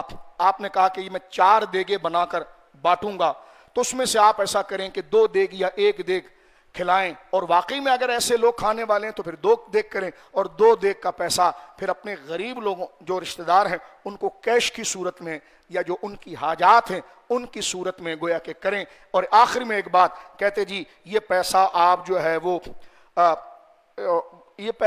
جو ہے وہ بیواؤں کی خدمت میں اور بچیوں کی شادی میں کیوں نہیں لگاتے؟ وہ کسی بندے نے کہا یار میں نے 50 روپے کا جھنڈا لیا اور 200 روپے کی میں نے لائٹیں لی ہیں، اب 250 روپے میں کسی کی بیٹی کی شادی ہوتی ہے تو بتا دے میرے کو۔ توجہ ہے؟ تو بھائی جو میلاد شریف کرتے ہیں وہ کب نہیں دیتے، حضور کی محبت ہی اسے سخی بنا دیتی ہے۔ اور یہ تم جو رونا رو رہے ہو نا، یہ اور لوگ بھی روتے ہیں اوپر جا کر، یہ قربانی کر رہے ہو، جانوروں کو ذبح کر رہے ہو، غریبوں میں دے دو۔ تو الحمدللہ جو جانوروں کو ذبح کر رہا ہے وہ ہر ایک کا خیال بھی رکھ رہا ہے۔ اور آپ ذرا لسٹ دے دیجئے کہ جناب جو ہے کہ وہ کن کے نکاح کا مسئلہ ہے اور کہاں سفارش کرنی ہے، تو جائز طریقے سے ہم ان کی خدمت کے لیے کہ جناب کوئی سلسلہ ہو تو دعوت دے رہے ہیں۔ اگر رشتہ داروں کے اندر کوئی بچی ہے، ہماری بیٹی ہے، بہن ہے، ان کی شادی کا سلسلہ ہے، تو ان کے بچی کے لیے جو جائز معاملات جہیز کے ہوتے ہیں، جو بچی کے ساتھ ماں باپ رخصت کرتے ہیں اپنی خوشی سے کرتے ہیں، ٹھیک ہے، مطالبہ تو جائز نہیں ہے، اور مرد مطالبہ کرے تو یہ تو غیرت کے بھی خلاف ہے کہ وہ دے دے فلانا دے دے، یہ تو انتہائی درجے کی بے حیائی اور رشوت ہے اور حرام ہے، لیکن ماں باپ دیتے ہیں۔ تو لہٰذا میں اس کو بھی ڈسکس کر دیتا ہوں فتنے کو سد باب کرنے کے لیے کہ آپ میلاد شریف میں ایک خاص نیت کیجئے کہ رشتہ دار اور خاندانوں میں یا جہاں تک آپ کی اپروچ ہے، جہاں سے مستحق لوگ موجود ہیں، تو حضور علیہ الصلوۃ والسلام کے بالکل اوپر عید و میلاد النبی لفافے کے اوپر لکھیں، لکھنا عید میلاد النبی ہے، عید مبارک ہو. کیا لکھنا ہے؟ کیا لکھنا ہے؟ اب مولوی صاحب بولنا نہیں، میں نے سرفراز صاحب سے بتا دیا، وہ دو عیدیں. عید مبارک، عید جشن عید میلاد النبی کا تحفہ. بچوں کو بھی آپ عیدی اسی طریقے سے دیجیے، ٹھیک ہے؟ رشتہ داروں کی مدد بھی آپ اسی طریقے سے کیجئے، اور مل کر محبت سے کہیے رہے گا یوں ہی ان کا چرچا. ہم نے کوئی زبردستی نہیں کی ہے، بس محبت کی باتیں کی ہیں اور مسکنسیپشن کو ذرا ایک قانون اور عدل کے جامع میں حل کرنے کی کوشش کی ہے. انشاءاللہ یہ تقریریں ہمیشہ رہیں گی اور یہ ہمارے لیے مغفرت کا ذریعہ بنیں گی. میں بھی نہیں رہا، آپ بھی نہیں رہے، لیکن یہ یادیں رہیں گی ہیں. اور جب بھی کوئی سنے گا تو ہم اس کو پہلے ہی کہہ رہے ہیں بھائی اگر ہم نہ رہیں تو ہاتھ اٹھا کر دعا کر دینا کہ اللہ ہماری خطاؤں کو معاف کرے اور ہمارا رب ہم سے راضی ہو جائے اور ہماری مغفرت فرمائے. کیونکہ اس کا مقصد کسی کو تپانا، جلانا، حقیر جنانا، مناظرہ نہیں تھا، رب کو راضی کرنا تھا. اس لیے دعا کر رہے ہیں کہ جس مقصد کے لیے کیا ہے، جس کو فائدہ پہنچا، جو خوش ہوا، وہ سب کے لیے دعا کریں کہ اللہ حضور کی ساری امت پر رحم کرے اور ساری حضور کی امت کو اللہ رب العالمین جل وعلا بخش دے. کیسے نبی کی آمد ہوئی کہ نور حق جلوہ نما تھا مجھے معلوم نہ تھا. بولیے سبحان اللہ. نور حق جلوہ نما تھا. اردو سمجھ رہے ہو؟ اس مضمون میں تو پرواز ہوتی ہے، تم ایسے ڈھیلے بیٹھے ہوئے ہو ہیں. نور حق کبھی تنہائی میں گنگنا، روح جائے گی ایسی افزا کی طرف. نور حق جلوہ نما تھا مجھے معلوم نہ تھا، شکل انسان میں چھپا تھا مجھے معلوم نہ تھا. بکریاں جس نے چرائی تھی حلیمہ تیری، بکریاں جس نے چرائی تھی حلیمہ تیری، عرش پہ وہی گیا تھا مجھے معلوم نہ تھا. وآخر دعوانا الحمدللہ. ایک شعر سلام.